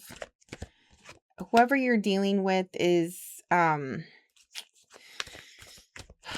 they're led by their emotions. Okay, it just feels like a little bit like youthful. Okay, youthful, young in age, young in experience, a little blind, and like they sort of live in a fantasy, you know. Yeah, the Queen of Swords, Knight of Wands, Magician. I feel like you're going up against something here. And this is what I mean about like the people are waiting to see what you're going to do. It's like your perception is the truth, right? Like you see clearly. You're able to be really observant and perceptive regarding a situation or another person, right? And it's like you're coming, like these people are coming at you, or this person is coming at you, then they better come at you with all of their integrity and all of their truth, because you can see sort of like right through them. This Knight of Wands, male or female, is who you are facing. And this type of person is very spontaneous, very passionate, right? They have a lot of energy. They get super excited, like very quickly, whether that's for positive or negative, right? Like the excitement and the temperament is so quick to fluctuate up and down. So I don't know if you are going head to head with this type of person that is just, you're unable to like just sit them down, right? Like it seems like this person is just like here and there and then and like everywhere, because they're just like a huge ball of fire, and you're just like waiting for them to settle down and come to like your level, so that way you can have this face-to-face, honest, clear conversation with them. But they're so, I want to say wild. Yeah, they're so wild. There's something here about like people of higher status, higher ranking, maybe even in age and experience, dealing with people who are younger and inexperienced and lower ranking in some way. Like what are these people doing together? What are they trying to accomplish? Obviously they're trying to accomplish something with the Magician here. But why is this a thing? Is this school? It could be like a school situation. It could be a job, right? Because the Hierophant has to do with like an establishment, higher learning, religion even. So I don't know if this is like mentors. Maybe you're helping other people heal and not run away from their issues or from their problems. um yeah, I mean there's a lot of truth. Like people are talking about their desires, or people are talking about their actions, and another person is like trying to help them clear it up. Like clear up their story, clear up their plan in order to create something here with the Magician. Yeah, I don't know if you're also part of a team, like you and another person are running this establishment. You and another person are helping people, helping kids, helping the youth in some way.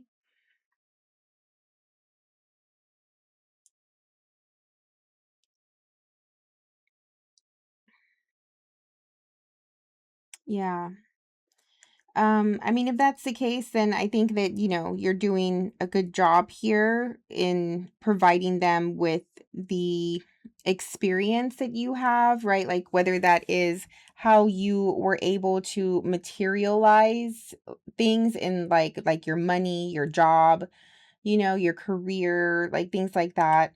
Also, like your sense of integrity and being like living a life of like an honest path, following things that are true to self, like teaching others how to do that. But yeah, I would just say like just remember that people are looking up to you, and people are waiting to see like what your next move is. And there you could have a lot of eyes and admirers on you right now.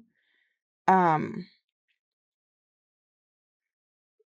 and they do want your attention. They do want your communication. They want you to see them. They want to be seen, and it could start to feel like a lot on your shoulders. It could start to feel a lot of like you have a lot of pressure on you to maintain these higher status roles.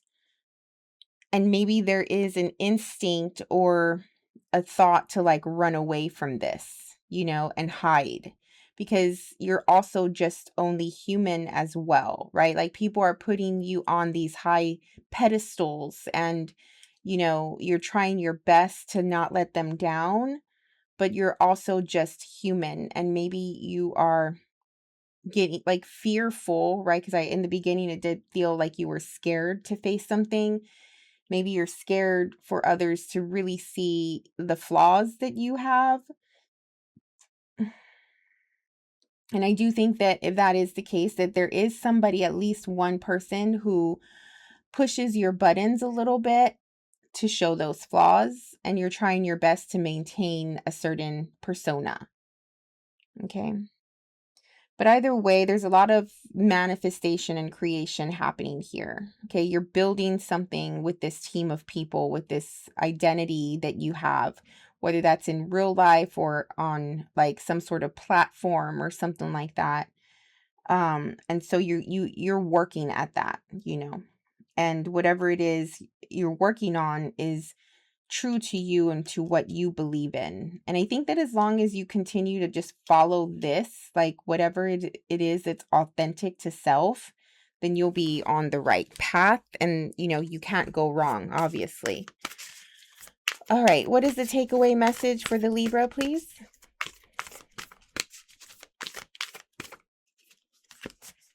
One card. Trust in the divine plan. Yeah, don't be scared. Don't be scared. Like if you are holding on to what you've built and this reputation that you have, um just sort of like try not to hold on or control that so much. Do you know what I mean? Just let things be, let things happen. You're here for a reason. You're doing this work for a reason, right? And maybe up until now, Like, if you think back and think like, how did you get here? Yeah, you had a lot of goals that you were able to hit, and you had a strategy on how to hit these goals. But at the end of the day, um, there's probably like a bigger picture here, right? Like a bigger reason why you ended up on this path to begin with. Um, and so try your best to remember why you did it, why you got on this path to begin with. What was the starting reason or motivation? And remember that, right? Like try not to get away from that. Like if you started this thing because you wanted to support and help others and teach others how to do something or whatever, but now it's morphed into something else, right? And you're feeling pressured and you're feeling like there's a lot on your plate. Like just go back to remember why you started this to begin with, you know, and stay true to that, if that makes sense. Okay, Libra, that was your reading for this week. I hope you have a wonderful week, and we'll see you on the next one. Bye. Hey, Scorpio, welcome into your reading.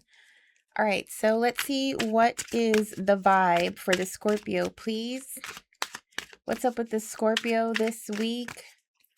One card for the overall weekly energy. Apology, arrogant, rash actions, insincere. All right. So I don't know if there was a moment, whether that is before this week or during this week, where maybe somebody just was speaking from a place of passion, anger, and really hurt someone's feelings here. Sometimes when, people get so riled up, right? Because they're angry, they feel betrayed, they feel misunderstood, they feel like their boundaries have been crossed, like whatever the reason. Sometimes, when you have an argument or when you are angry enough, you can say things that maybe you don't necessarily mean. You could also say things in ways that are maybe a little bit exaggerated. I don't know if there was like a lot of pent up emotion, pent up energy, and it just came out, in a moment that you were not expecting. But words were shared, words were said that probably were pretty harsh. And I don't know if you regret it. Okay, I don't know if this is like somebody else who did this to you even. So it could be you, could be somebody else, but it looks as though there is an apology that's required here.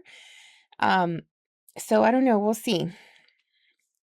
Who are you fighting with, Scorpio? Who are you arguing with at this time? Who has got you to a place of just full anger? Where you felt the need to like just go off on somebody here.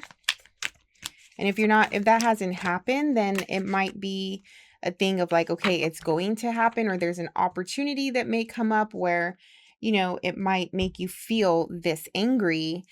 Do you want to lash out that way, or do you want to approach the situation from a more level-headed frame of mind so that way you can express and articulate your feelings more effectively than this way, right? So something to think about. But in your personal energy, you have the card of Judgment. Yeah, it does. It's making me automatically feel like you are over others in some way. Okay. So I'm not talking about like authority. I'm not talking about like you're over them as in you're their boss or something like that. I'm talking about like I want to use the word audacity. Okay. Like something like that, to where it's like you feel that you feel that you can speak this way to somebody. You feel that you can treat somebody this way. And maybe you're right? Maybe it's deserved in the sense of they betrayed you they hurt you, in some way, and there's validation for that. Maybe you feel validated, like it's deserved that you lash out on them, that you tell them how you feel, that are pretty angry at them, right? I don't know if other people are asking for forgiveness. It does feel like that. Like maybe you lashed out at somebody because they betrayed you, they lied to you, they hurt you, and now they're asking for forgiveness. But, you're just like aware now, right? Like sometimes when this happens, especially if it's like the first time that an argument happens between you and a person, or if it's the first time this specific reason or specific topic comes up in an argument, um it just changes things, right? Like once it happens, there's sort of no going back. Like you may see the person different forever, because you can see what they're capable of, or them you. And so now it's like a judgment moment of awareness, right? You're more aware of the dynamics, your relationship dynamics. If this is one person, you're more aware of what they're capable of where you stand with them, right? There's a truth to be known with the judgment energy. And it requires like a higher level of thinking. It requires seeing things from a different perspective. Therefore, seeing what the lesson in this is, right? What is the lesson to be learned here when it came to this situation? However, somebody hurt you, that made you angry, that made you lash out at them. Therefore, now they're apologizing. Is there something about this whole dynamic that requires like change, right? Like change on your part. Like, why are you attracting that?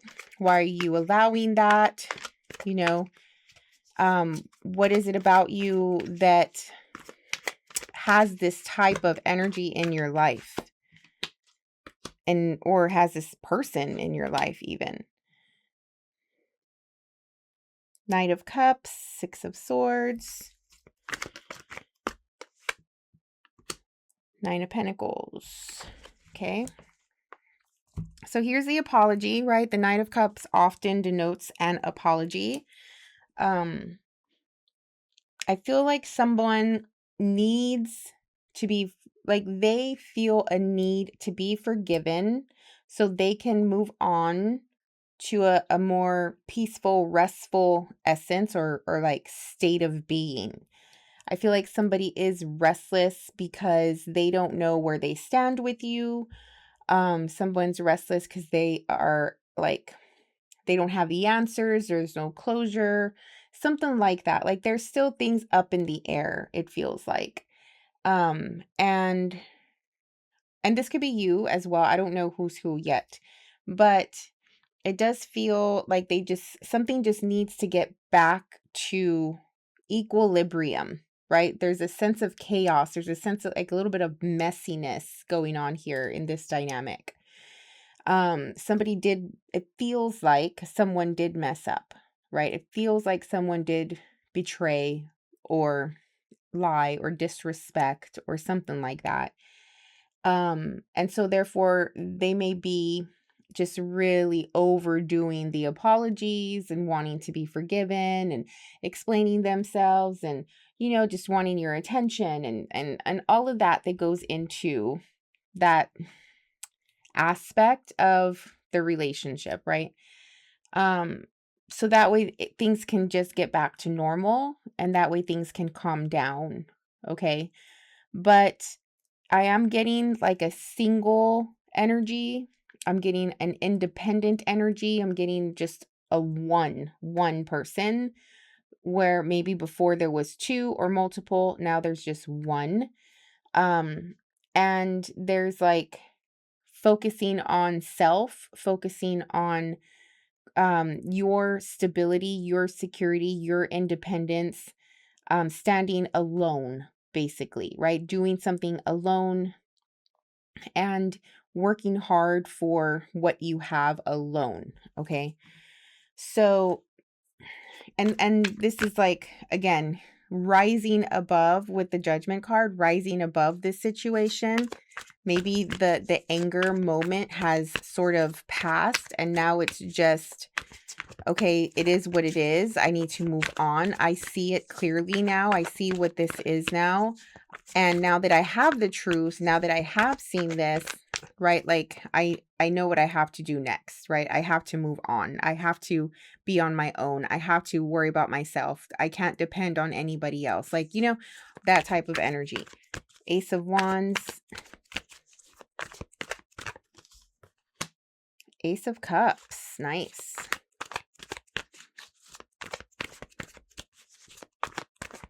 Something new is brewing. Something new is coming. You've been waiting for this.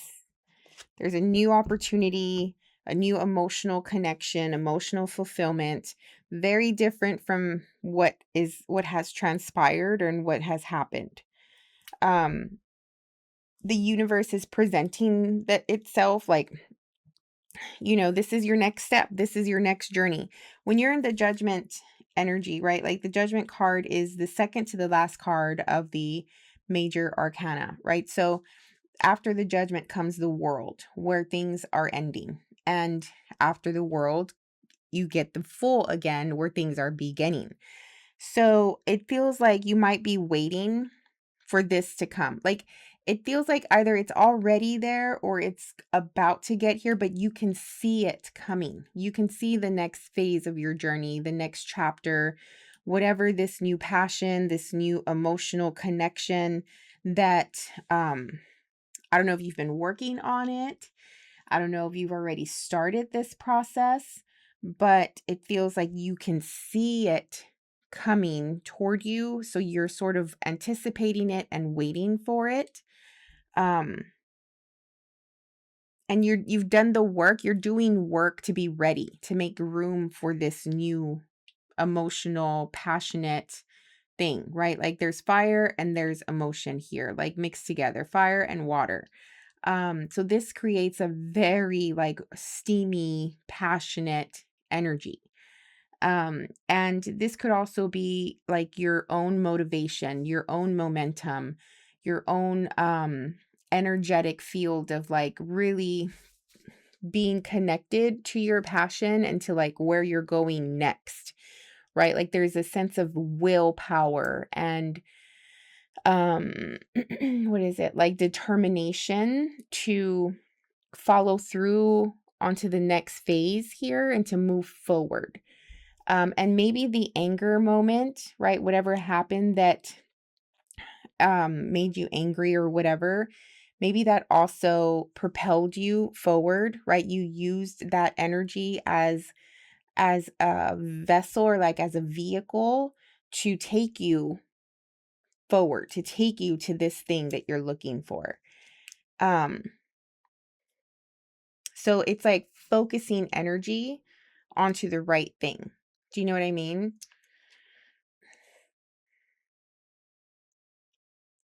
Yeah. It's also like working toward your own security and stability again, and accepting what has been done, accepting what happened, right? Maybe you'll always be upset about it, right? Like I don't think there's ever going to be a time where you're going to be like, "Oh, that's fine. It's all fine." I think that it's just a matter of like it was a disappointment, but you can accept that it happened and you can move on from it, but it's never going to be something that you're going to be okay with, if that makes sense. So focusing on building your security, your own stability, your independence, you know, doing something by yourself, building something on your own is going to actually make space and make room for what's to come. Okay. Getting rid of that past, of that, like it's no longer a present emotion. Whatever happened is no longer like in your present life, right? Like it's already done. So doing away with that anger, and that whole situation, like make sure that it's not your reality anymore. Okay. Don't allow it to be your reality anymore, right? Like your reality is onto this next thing now. And focusing here is probably the best, but I know it's easier said than done. But it does feel like if you start to just focus on building yourself up and making yourself stronger in all aspects, right? Internal and external, then these blessings, this next chapter is going to come, and it's going to be easier for you to accept it into your life because you're working on making yourself stronger, if that makes sense. But I would just also caution you that whoever is trying to apologize, um, like, what are you going to do when that happens and they're apologizing, right? Like, you're trying to move forward, but at the same time, somebody's there apologizing.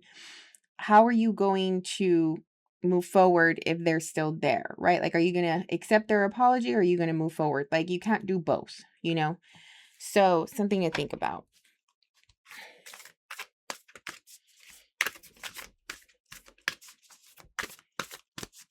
All right, what's a good takeaway message for the Scorpio, please? Yeah, love yourself. I love this. This is very much this Nine of Pentacles, this whole bottom row here. You deserve better, okay, than whatever this is and this was. If you accept more of this into your life, then you're not doing this, right? And it doesn't make you selfish, and it doesn't make it to where it's like, oh, like sometimes the word deserve, I kind of always feel a little funky about that. But it doesn't mean that just because you deserve better, that you're better than everybody else in the world, right? Like, I think that we all deserve better. Um, we all deserve to have the best that we can, in this lifetime, right? Because we are all part of the universe, we are the universe. Like, we should make the best of this lifetime regardless. That's our birthright to, like, whatever choices we make in this life, whatever type of life we choose to create and cultivate, we can make it as good as we want it to, because because we're alive, because we're human, and we can do that, in this third dimension world, right? So, it's not a sense of deserving, it's just what is, right? Like, it can happen. You can have a beautiful, great life if you choose to do that and work on that. And it goes hand in hand with the love that you have for yourself, to be able to provide yourself and put yourself in situations where, it's love, it's happiness, it's positivity, it's healthy, right? Healthy is big here. A healthy relationship, a healthy environment, a healthy body, a healthy mind, like, enough with whatever this is. This doesn't feel good. Okay, it has to feel good. All right, Scorpio, I hope you got something out of that reading and it helped in some way. Have a great week. We'll see you on the next one. Bye. Hey, Sagittarius, welcome into your reading. Okay, let's see what's up with you guys. What is the vibe for the Sagittarius this week? One card, please. What's up with the Sagittarius group that I'm picking up on today? Healing, self-care, introspection, meditation. Good job for you. Yeah, I mean, some of the signs that I've read for so far have gotten some pretty tough cards from this deck. I don't really use this deck too often, so and that's just because there's a lot of like low vibe energy coming through with it, but I guess that's part of life, right? And sometimes we go through that and we need to recognize it. But here with you, I'm glad to see that there is some positivity and a sense of like going down a positive path here. So it seems like you're taking it slow this week, right? Like maybe just being really in tune with your body, with your energy field, with your emotions and like your thoughts, right? Like all encompassing, being sensitive to this, sensitive to all of the little interactions and changes or messages that your body is giving you. Right, like sometimes like for highly sensitive people, we notice like every little thing that we experience, whether like sensations, energetic changes, emotional changes, right?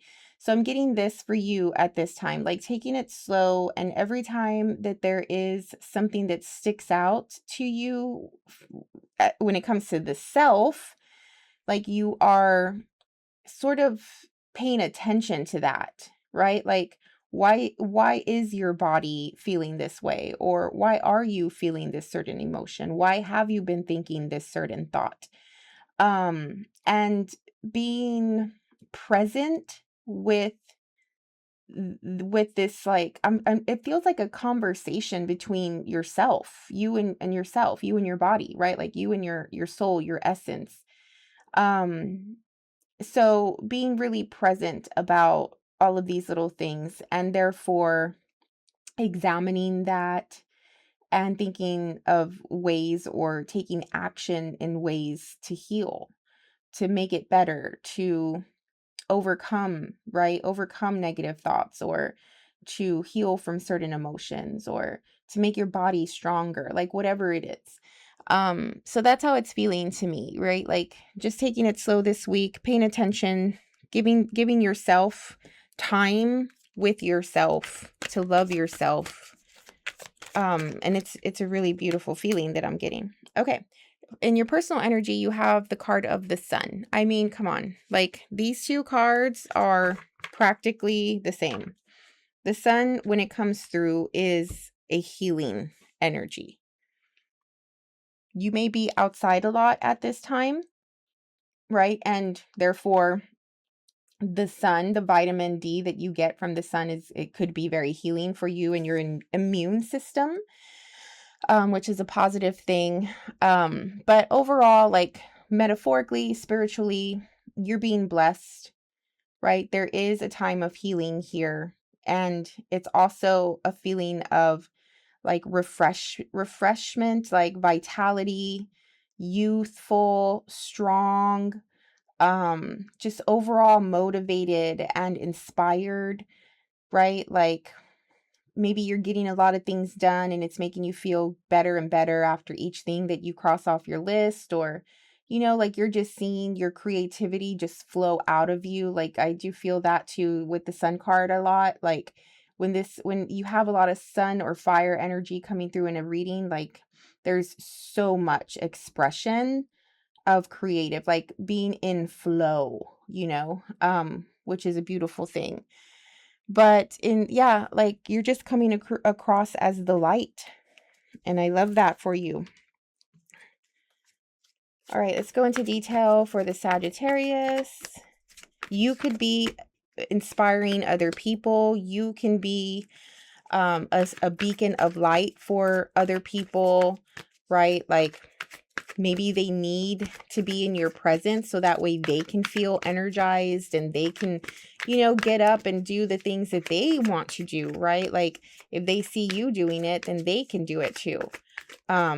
So there is a sense of inspiration, of support that I'm feeling, like being very supportive as well to other people, helping them through their healing journey as well. It's like a thing of like, let's do it together, like you feel so good and you want to share this amazing, beautiful time of life, right? And it's like you're going to your family, to your friends, like whatever. And it's just like, come on, like, let's do this together. Let's experience this together. Like you feel so good that you want other people to feel that way as well, All right, 4 of Pentacles, strength, 6 of Pentacles. There's that support that I was speaking of, and the dynamics between you and others, providing healing, providing resources, providing light, right? Like seeing where they need assistance and being that person that they need to rise up, right, on their feet again. I love this so much. It feels so good sitting in your energy. It does feel like you can easily be in a state of stagnation, and it might take like your strength, your power, to come out of it and to release and let go. And maybe that's also a reason why you're doing some meditation work or some healing work, right? Like you're releasing something. This could be old behaviors, old thought processes, you know, wherever you found yourself like always stuck or rigid or stubborn or unwavering, you know, like those concepts, whatever those are. I think that you're working on overcoming them. And like there's something about, okay, I'm getting like with the Four of Pentacles, you're holding on. What is the word? It's like a sense of depriving. Okay, like you could have been, or you may be depriving yourself, and you're now empowering yourself. Okay, does that make sense? So you're going from a place of deprivation, of not allowing yourself to feel good, to be good, to feel blessed, to feel grateful, not allowing yourself to accept and be receptive to blessings and to the love and to the light of the universe, right? Like maybe you struggled with that before, and that's probably what you're healing.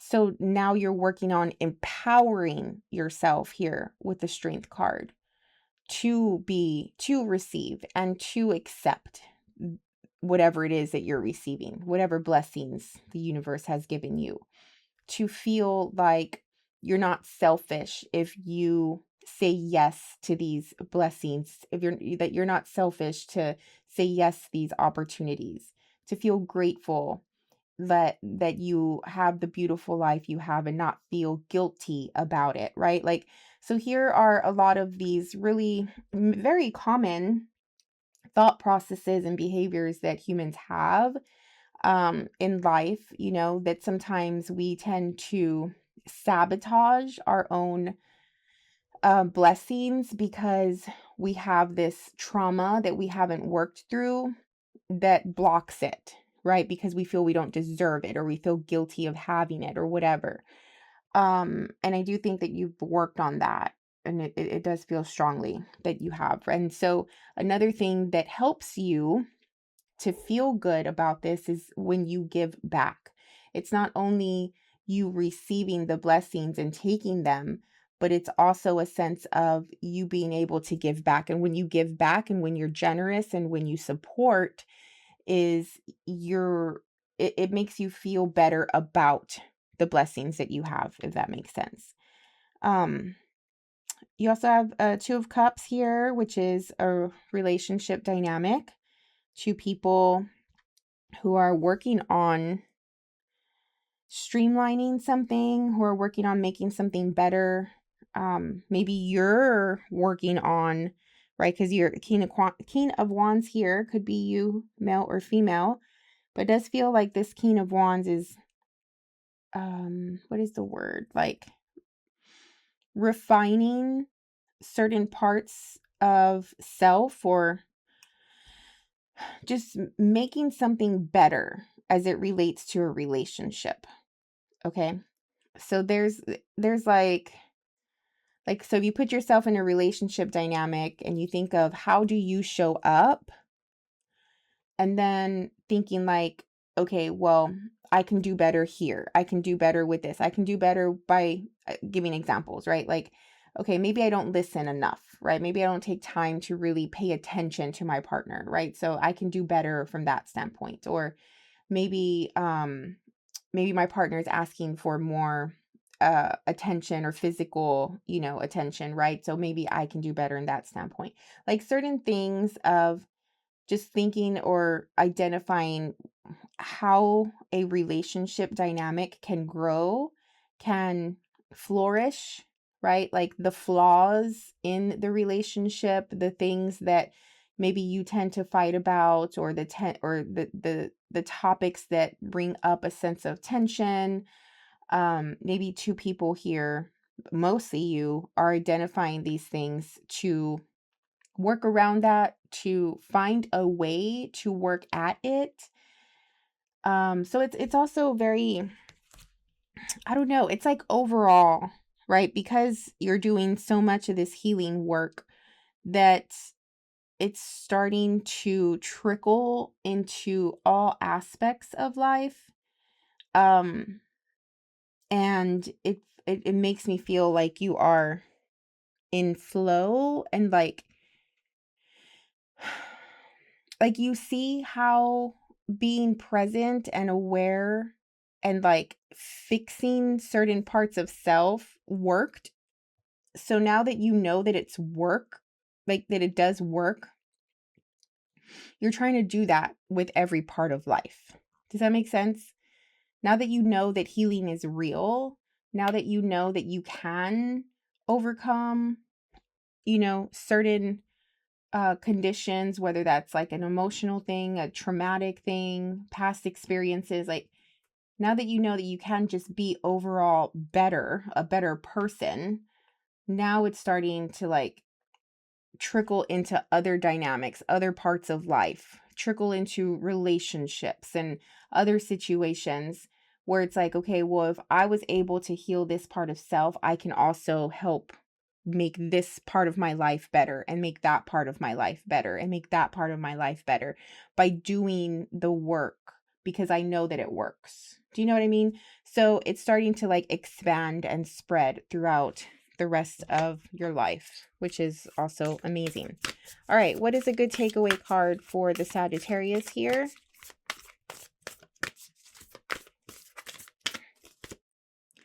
Trust the divine plan.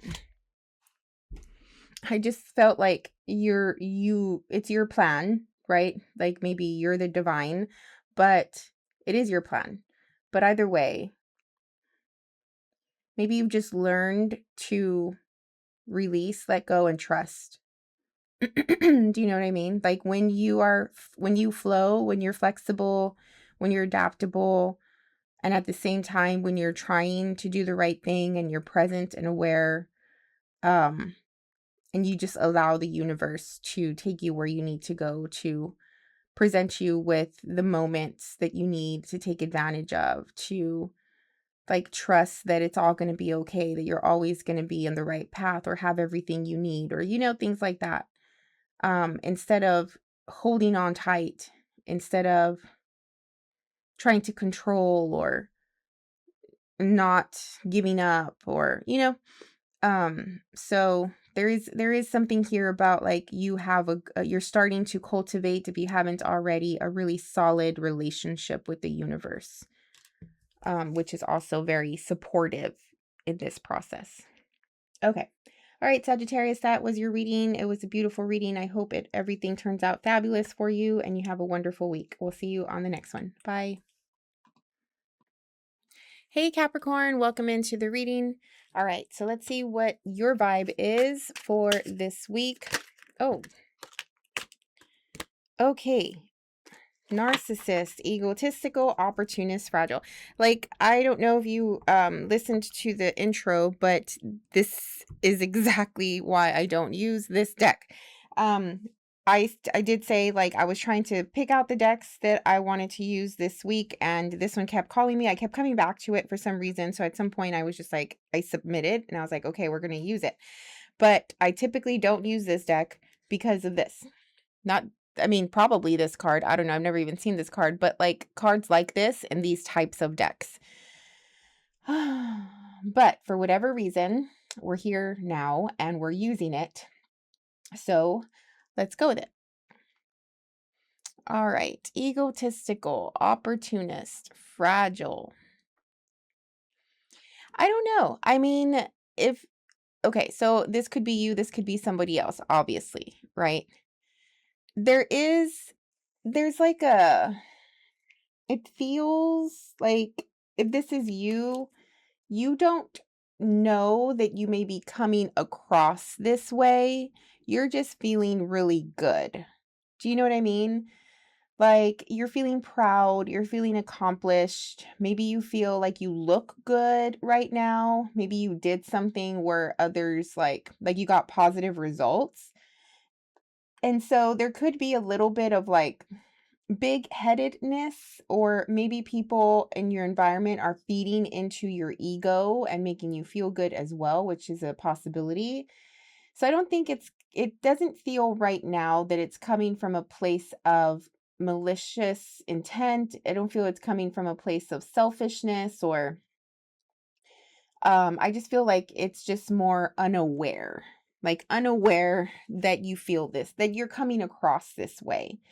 And maybe it's a them thing. Maybe it's not a you thing, right? Like maybe they, whoever they are,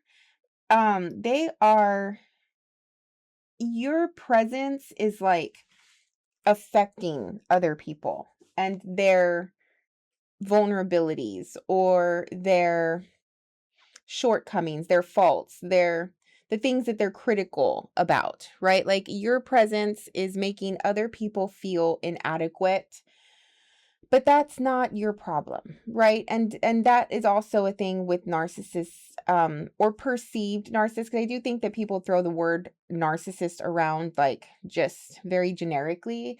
Um, somebody can be confident but not be a narcissist, right? But people project or perceive them that way. And so maybe that's what's going on here. Okay. But we'll see what else comes through. But yeah, I mean, why not feel good? Why not feel confident? Why not feel like you're on top of the world, especially if life is treating you well, if you're doing the work to, create a good quality of living, if you have done work to, um, attract opportunities, like why not do these things? These are the things that we should be doing in life. So feeling proud, feeling happy about that, like what's wrong with that? But it's only when we are using or we have malintent or using other people to get ahead, or manipulating and gaslighting and all of that in order to get ahead, that creates a problem. So I don't know if you're doing that or somebody in your life is doing that, but it doesn't feel like that right now. It just feels more like you're really confident and you're really feeling good. And maybe others don't like that. So, I mean, that's their problem. All right, what else? Am I coming across as a narcissist? Oh. Speaking of narcissists, oh no, the King of Wands. No offense, male or female. Okay, what is this about? I mean, whoever this is, you think you look good, and maybe you do. Okay, maybe you work out a lot, and maybe you are health conscious, and maybe you put a lot of effort into your looks. And I do think that Capricorn does that for sure. Okay, it's important, right? They're very physical people. They're very material people. Like the body, internally and externally, is one of their priorities, right? Because without a healthy body, the Capricorn cannot accomplish all the things that the Capricorn accomplishes throughout their life, right? They need to stay healthy. They need to stay in, good shape. They need to feel like look good. When you look good, you feel good. When you feel good, you get shit done, right? And so um and I don't know, like it's just how you are. I feel like there's nothing that can change that, but um you know at the same time, on the flip side, when we speak about other people in your life, who, right, like your outer persona, right, is what the other person or the other group of people receive from you. Um, if they themselves have trouble with these parts of self, right? Like the body, like the health, like the looks, like the success, like the work ethic, like, the strength and the energy that you come with. If they themselves struggle with some of these, then they're going to project and they're going to think that you are the problem when all you are is just the Capricorn. Does that make sense? So I do, and I'm not one to put blame on other people for the things that happen in our lives. I am very much a believer that the positions that we put ourselves in are our fault and only our fault. So I'm not saying that, it's completely their problem. Um, right. But I don't think that you're too preoccupied with that. I never really think that you care too much. Maybe sometimes you do, but for the most part, I don't think that you care too much about what people think of you. And so that just also adds to the idea that maybe you are a narcissist, right? Because there is no care or feeling about how your presence is making somebody else feel. So that's always the struggle, because humans are all so different and humans have so many different belief systems and thought processes. Some people can think like, okay, it's important to, show up in ways that don't make other people feel uncomfortable, right? But some people think like it's important to show up in ways that make you feel comfortable, not how other people feel, right? So there's like always this dichotomy or this like back and forth between these concepts of putting other people first or putting self first. And I don't think either of them are right or wrong, right? Like it's just who the person is that believes that and thinks that. I tend to be more of a self-oriented person, right? Especially if it comes to like strangers or acquaintances, not my family, of course, right? Like my family comes before me. But if it's like how I'm seen and my reputation and like the impression that people get of me like out there in the world, I can care less, but there are people who that does matter to them. So I don't know who you're dealing with, but we'll take a look. So you have a King of Cups and a King of Wands. You're definitely dealing with somebody else. But we established that. Ooh, nice. Love, love, love. Yes. This is beautiful. What is there to, right? Like, this is why you feel so good. Okay, look at him, her, whatever. And yeah, okay, these people down here, these little eggs, right? They're not gold, they're white, they're from HEB, they're from the grocery store, and you're like this special golden egg. Maybe they feel that you have used them, that you have stepped on them to get somewhere. Maybe they feel that you bypassed them and you didn't think about them on your journey to success. I don't know what can you say about that, right? Like it's our own responsibility to become successful. Like I don't know. Unless you really did someone wrong, then that's a different story. But a lot of this reading and a lot of these concepts heavily like they have to do with perspective. It's a perspective. It's a viewpoint. It's what position are you playing in the situation?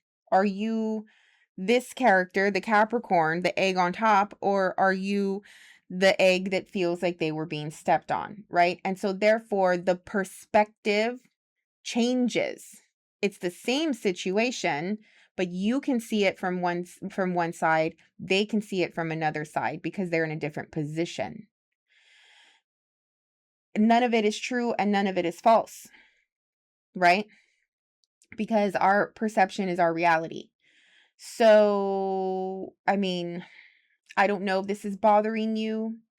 It could be, you could be bothering others, right? Because it's coming out in the reading. So I don't know. But at the end of the day, the details around your reading do have to do with a relationship or relationship dynamics coming from a place of love, of heart, of emotional contentment, emotional fulfillment, emotional support, feeling just overall really happy and positive in your relationship dynamics. One person is definitely coming through, and they are an equal. Okay, they're not the same as you, right? But they are an equal, as in their rank, maybe their age, you know, maybe their level of experience, their position in some way, however that looks. You do see them as an equal. However, I just looked down and I noticed how one cup is higher than the other, and one person is in water and the other person is on land in this deck, in the Two of Cups. Here's what I mean about the awareness that you have and how you are coming across. This relationship and your relationship dynamics can be positive and seem, you know, overall good-natured, but maybe the other person thinks or sees you in a way where you think you're just a little bit better. Okay? Yeah. It's about being conscientious of your presence and how you come across to other people, especially if you care about them. I'm not saying don't care about people you don't know. Care for humanity, want the best for humanity, but you're not going to go out and change your whole life for a stranger, right? You're not going to go and change your whole persona because a stranger commented something on your social media and doesn't like you. Like, who cares about that? I'm talking about the people who matter in your life. Somebody or people, a group of people can, even though they have complete love for you and you for them, still sees you as egotistical, still sees you as somebody who thinks that they are better than. And even though they love you, they think of you like that. Does that matter to you? Because you love them too. And if it does, there is a good opportunity to become aware. And, you know, like, do you want to be that person to the people you love? Or do you want to come across more heartfelt and supportive and genuine and sincere? I don't know. All right, what else? Yeah, the Seven of Pentacles indicates that you will be changing something. You will be adjusting. Maybe not changing, but adjusting, which is good, right? It's always good for us to like reflect on ourselves and be like, okay, well, maybe I am coming across too strong, especially for this person who's more soft, right? Doesn't mean that they're weak. It's just they are not preoccupied with power and strength in the external. They're preoccupied with power and strength in the internal, right? It's still the same as far as like you see them as an equal. They are an equal, but again, they're different, you know. They're equally as powerful, but their power is used differently than yours. Anyway, coming across too hard or too strong for somebody who, like, externally, for somebody who doesn't care for that too much. Yeah, like, that's a good way to, like, change, or, and it's not necessarily changing. I call it adapting, right? Adapting to the other person's style. I think that it should be a team effort, right? I don't think it should just be one person adapting, but both people should be able to identify where they need to meet the other person in the middle, right? And then that's where you create the harmony and the balance. There's so much love here. I just love it so much. And I think that you care and you are protecting this very much, especially as the King of Wands, male or female. You're probably more of the protector. And the other one is, you know, protecting the relationship and the specialness of it. But they're like 2 of Cups, 10 of Cups, 9 of Cups, like you and this person are in a really good position here. There's so much love, so much care, so much nurture, understanding, acceptance, support, right? They make you feel on top of the world. They make you feel good. And I would just, like, something is coming through right now for me here in this reading of like 2 things. Like, one, obviously remember that it's good for you to make them feel good too. Okay? Like, if, like, notice that, right? That they are the type to want to support you and motivate you, and they want you to be the best version of self, and they love you so much that they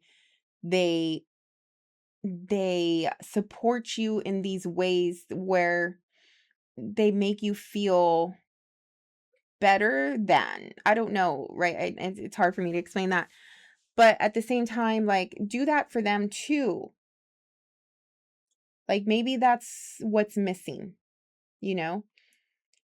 Like, it's a relationship dynamic where one person is just like, oh my God, you're so awesome. And yes, you can do this and you're powerful. And, you know, like, why wouldn't you succeed? And like all these amazing affirmations that somebody is giving you.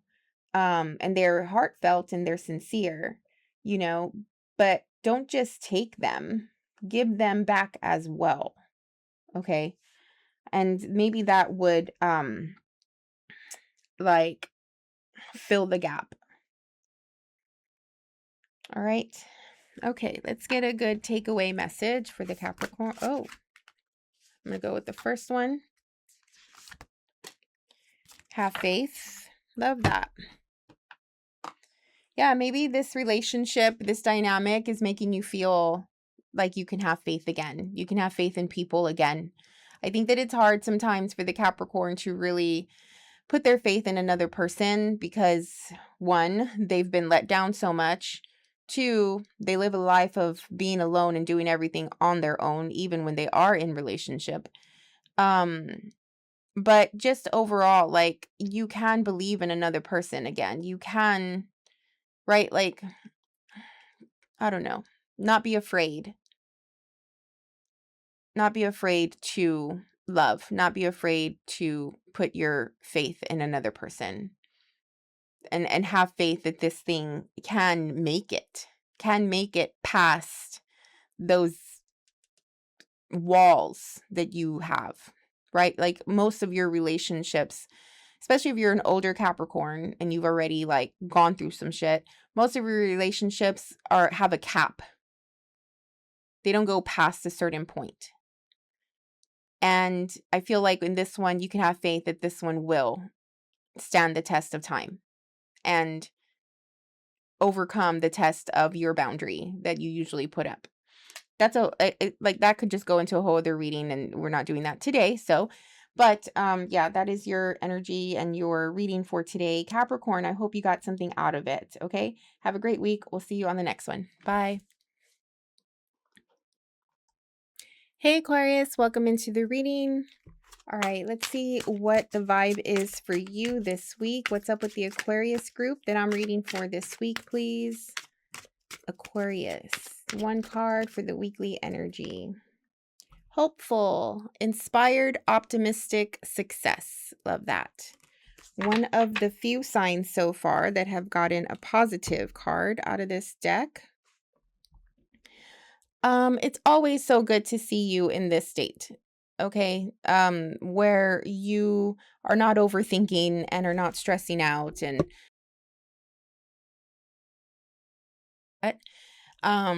maybe you see signs that something is going to work out, right? You see light at the end of the tunnel here.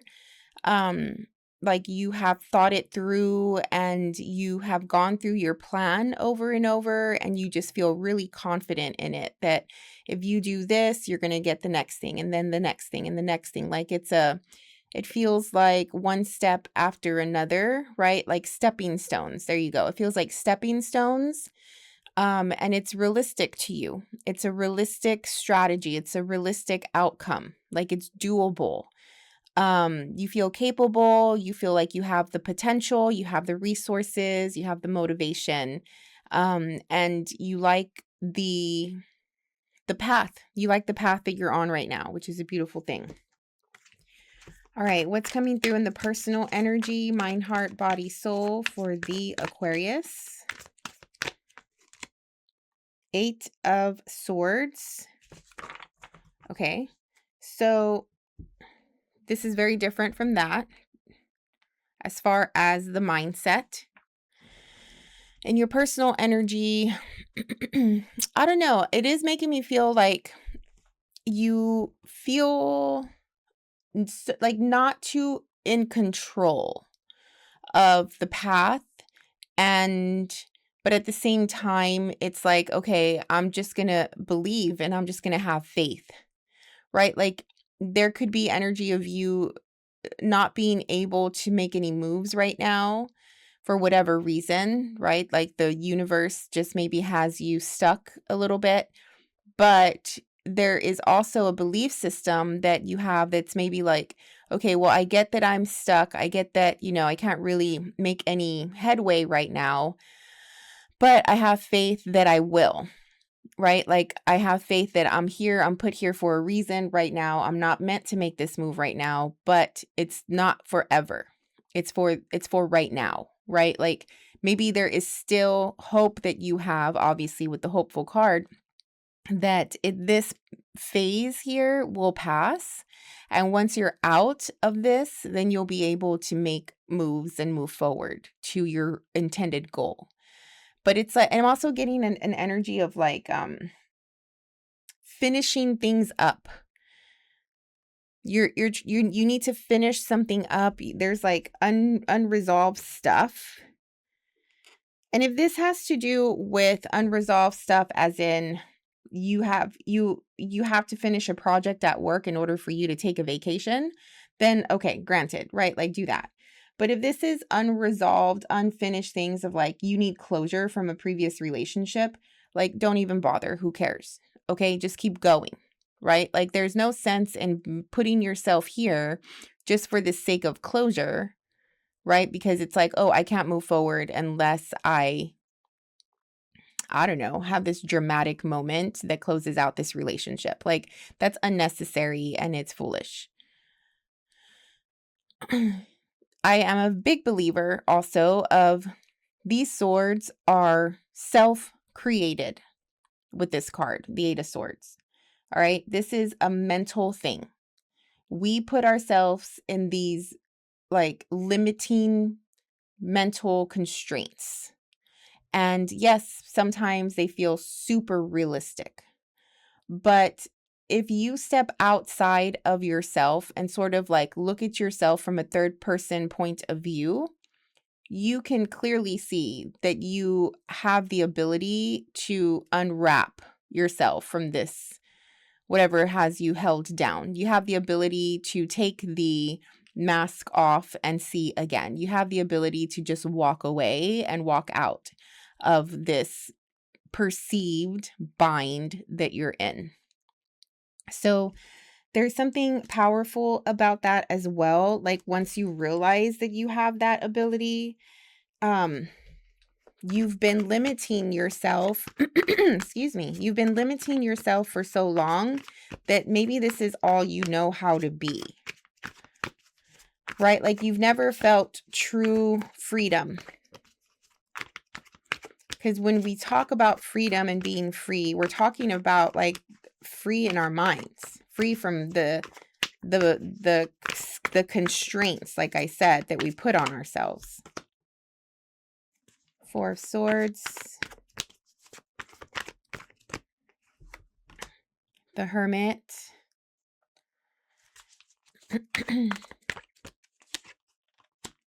Eight of Wands. Something wants to take off. Something wants to start moving. And you being in the Four of Swords mixed with the Hermit, you're not letting it. Right? It's like, get up. Like, get up and move around. You know? The energy is ripe. The energy is perfect for you to make this move, whatever this is, for you to free yourself.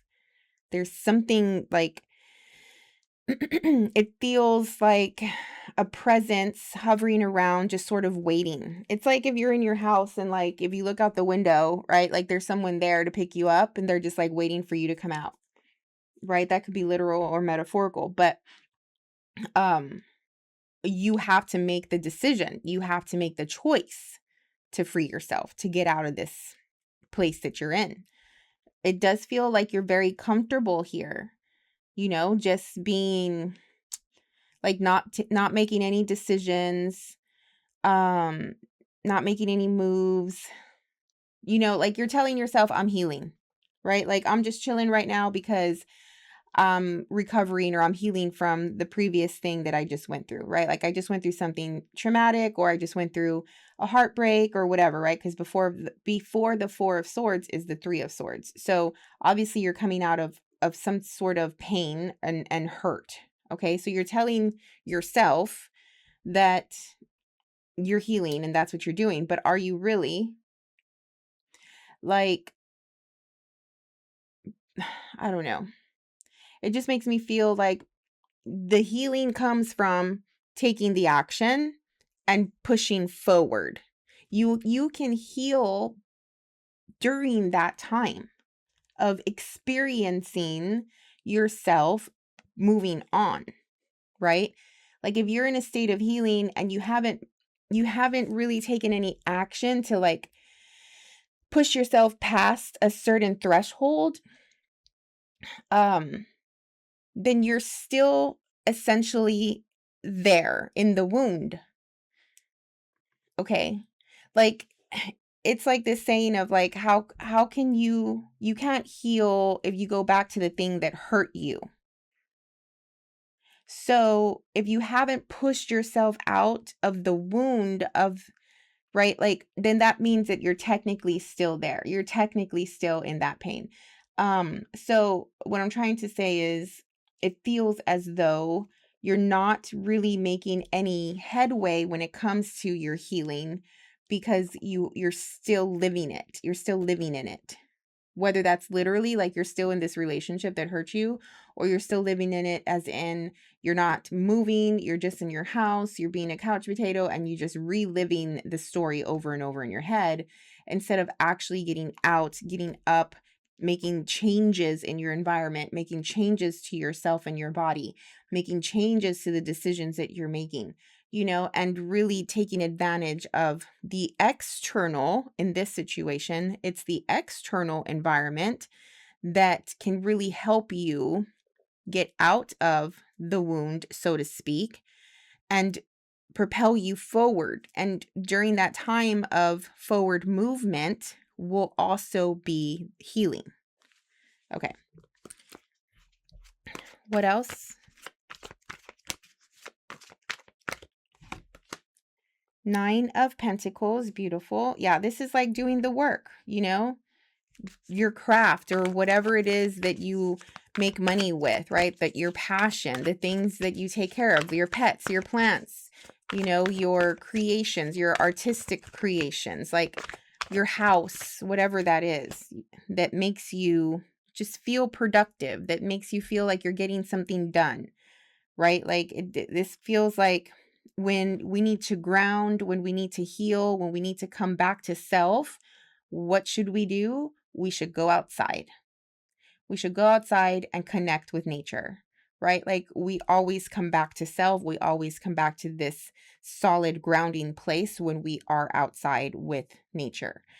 And you might not even do it intentionally, right? But all of a sudden, once you start watering your grass, once you start messing with your plants, once you start just looking at the sky, like whatever it is, all of a sudden there is a sense of relief. There is a sense of connection, of safety, of acceptance, of love. You have the Hierophant. There could be something about like your work environment or school, a contract. But essentially, this is doing what's right.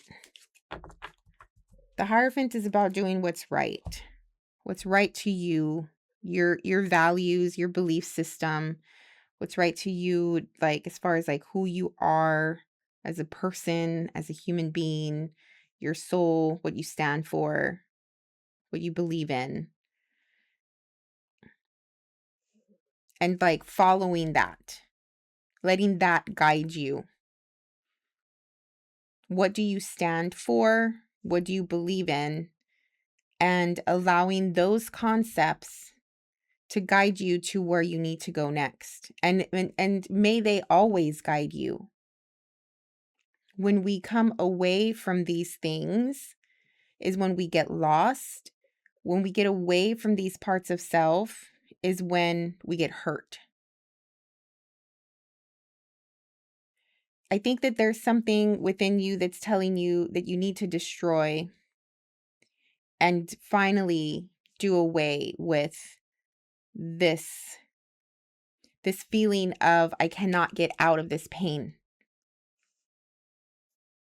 That is like a self-limiting belief, because you can. Like even in the worst case scenario where, you know, unfortunately this happens, it's a realistic thing where you lose somebody by death, right? And that pain will always be with you. It will never leave you, but you can still continue to live. Okay. And so the energy, the surrounding energy, as I was saying before, is like helping with that. Sometimes it's like, okay, go internal and you'll find the healing. But I feel like in this case, it's like go outside, make moves, take action, and that's where the healing will come for you. And you can finally identify that, okay, you can still live life. You can still find a sense of happiness or fulfillment or whatever simultaneously by having felt this sense of pain, right? Just because the pain is there and it'll creep up here and there or whatever, like I guess you learn to live with it, but it doesn't mean that you have to be stuck forever, you know? Okay, what else? Oh, all right. So here's your takeaway message for the day for this reading. So have faith. Yep. The connection is there. And even if you cannot see it, I'm talking about connection to self, connection to God, source, spirit, you know, whatever, right? Like, even if it's not tangible, it's still very real. And hold on to this. Let the faith be your anchor, you know, to where you feel comfortable and safe with the faith that you have that things are going to be all right. Therefore, when you have that connection, that hope, right? Going back to the hopeful, and you feel solid in your faith that things will turn out okay, that you're safe, that you're going to be okay, then you gain confidence and trust in yourself and your ability to move on, right? Like, let the faith be the anchor. Okay, Aquarius, that was your reading. I hope you got something out of it and it helped in some way. Hope you have a great week. We'll see you on the next one. Bye. Hey, Pisces, welcome into your reading. Let's get started with one card with the What's the Vibe deck. So what's the vibe with the Pisces this week? One card for the overall energy for the Pisces, please. Pisces. Archangel Michael, protection, prevented from harm, divine intervention. All right, so it seems like there's going to be a moment this week where it feels as though you dodged a bullet in some way, right? So maybe you were going down a certain path and your spirit team, God, source, ancestors, whoever it is, whatever it is, it's looking out for you. Maybe even just you, right? Like noticing that there was potential harm in like coming to you, just decided to change course. So you changed your mind on something, or maybe there's a situation that you noticed like an obstacle or a challenge, a change of plans, even, right? Like you thought that certain things were going to happen this week, and then all of a sudden they didn't, but that is for a reason here. All right. So something was higher than you, okay, was looking out for you or is going to be looking out for you at this time, and put you back on track or put you on a direction that is suited for you, is for your own benefit or for your highest good. Maybe the direction that you were going, the path that you were on was not so good for you. And so, um, you know, the universe decided like, no, we're going to do something different for the Pisces right now. All right. So it could be like even an opportunity. It doesn't have to be like a negative thing. It could be an opportunity coming in. And instead of you doing your normal thing, your day-to-day thing, all of a sudden something comes into your life and you start to put focus on this new thing, which inevitably changes your timeline or shifts you in some way to go down another path, right? And that's what happens, right? When we want to create change, when we want to create momentum, we should do things that we're normally not, like out of the norm, right? All of a sudden, like spontaneous moments are good for this too. When you say yes out of nowhere, something that was unplanned or something like that, and you go along this new unplanned path, it can take you to something new. And then therefore, at that point, now you're on a new path. So in your personal energy, you have the card of the Devil. Yeah, so very much in line with protection, right? Maybe something here is protecting you from self. There's a lot of temptation here to do things that are not of of your best interests, that are not going to help you. They're just going to harm you.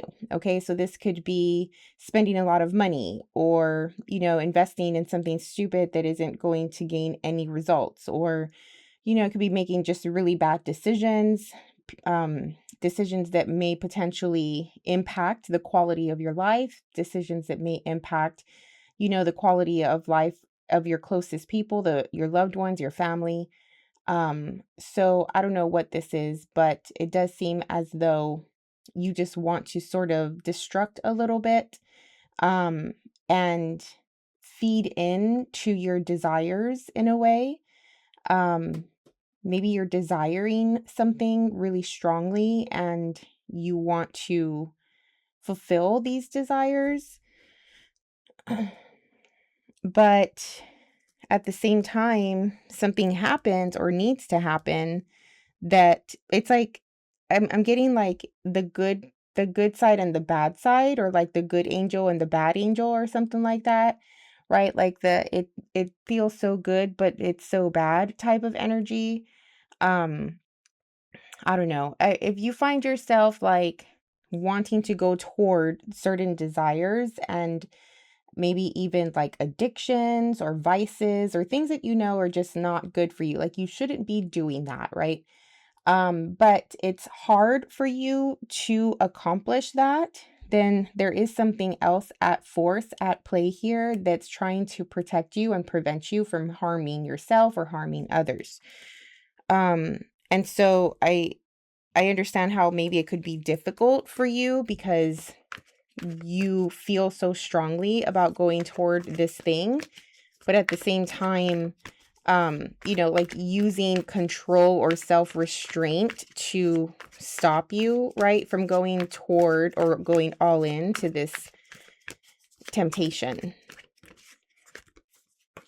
Okay, the Knight of Cups. So maybe there's another person involved here. The High Priestess.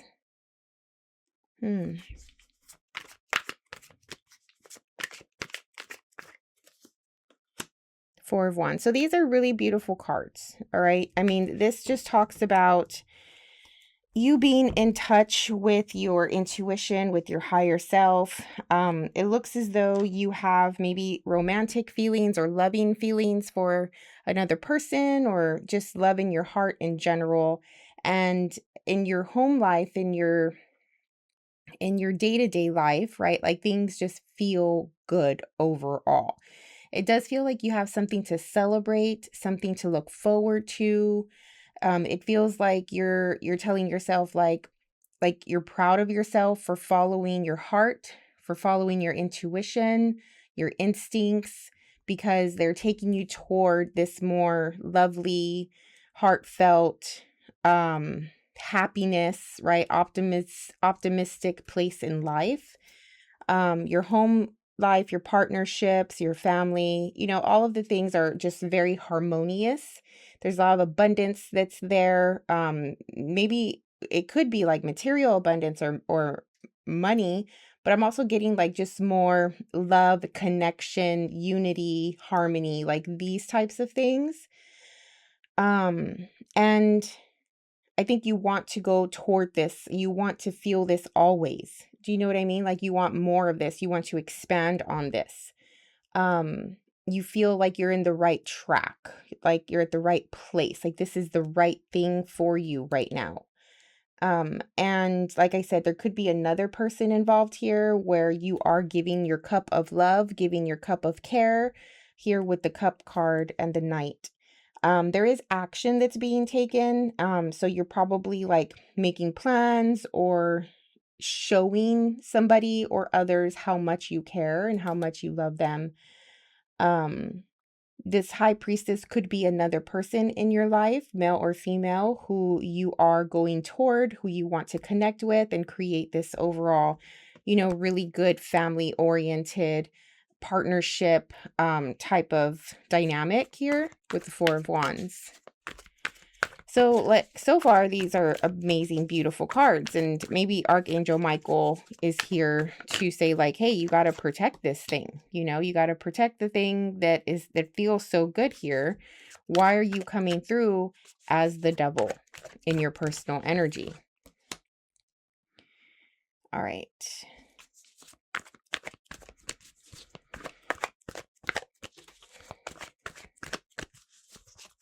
There's a lot of people in this reading. You have King of Wands, Queen of Pentacles, the High Priestess. Obviously, when I said you're dealing with other people, you're literally like there are several people here.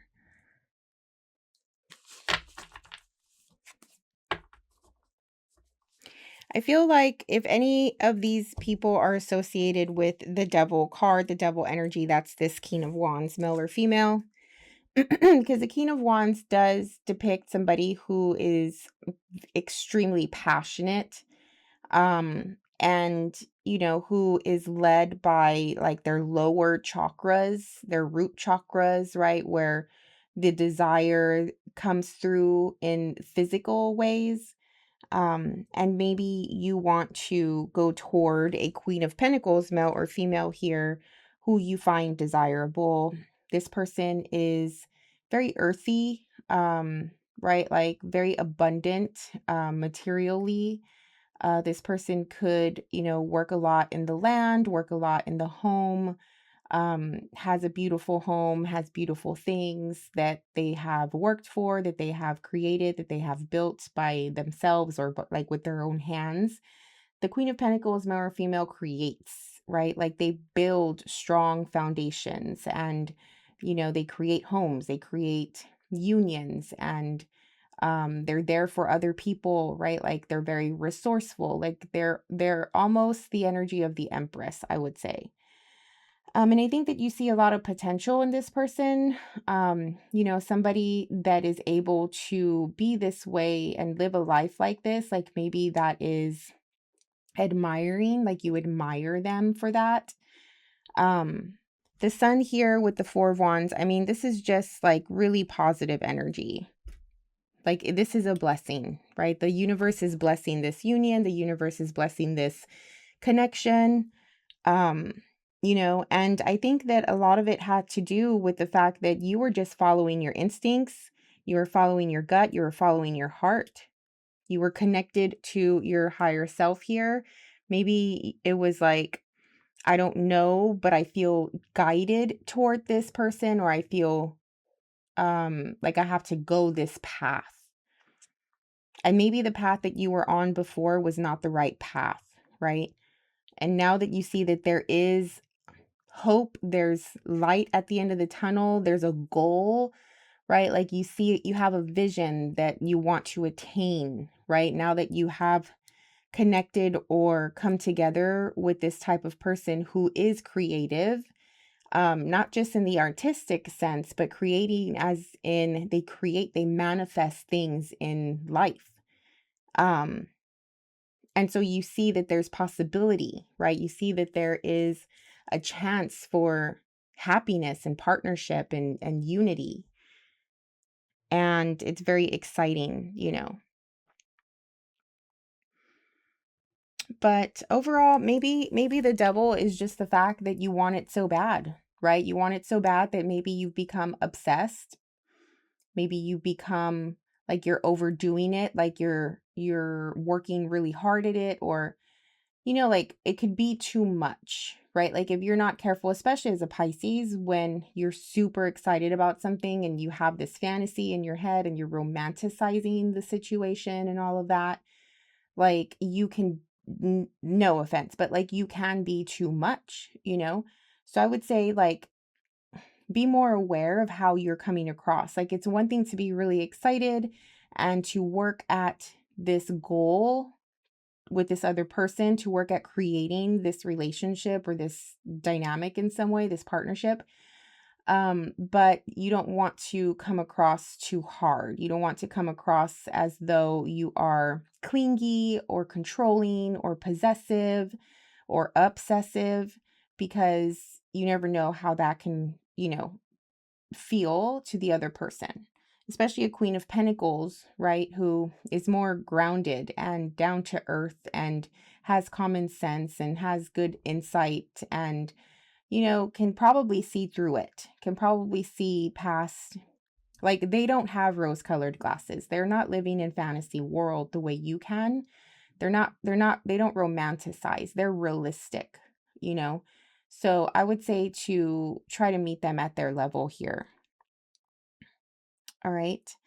But overall, it's a beautiful reading. A lot of really lovely energy coming through. Okay. One card for the Pisces. What's a good takeaway for the Pisces here? Reassess. I mean, there's potential. There's definite potential. Okay. But again, if you're not careful, you can overdo it and even romanticize this situation. Take a step back, right? Use your insight, use your intuition, connect with yourself, right? Like ask yourself questions, have conversations with yourself about this situation. There's something here. It may not be like apparent in the tarot, right? In these cards, but for a reason, this card comes through of protection, right? Prevented from harm, divine intervention. Something is brewing in the ethers around this dynamic, around this situation that you find yourself in. And what is that, right? Something is not as it seems if you need to reassess a situation here. And this could be just your energy. It doesn't have to be their energy, but it can be, okay? The fact that the devil is here and Archangel Michael is here to prevent harm, then what is it in this lovely scenario that's going on that is not accurate, that is not real, okay? So something is asking you to reassess this situation, to reassess your behavior, to reassess how you're going about the situation. Probably behavior here, probably reassessing how you're coming through. Okay. All right, Pisces, that is it for today. Hope you have a wonderful week and you got something out of this reading. We'll see you on the next one. Bye.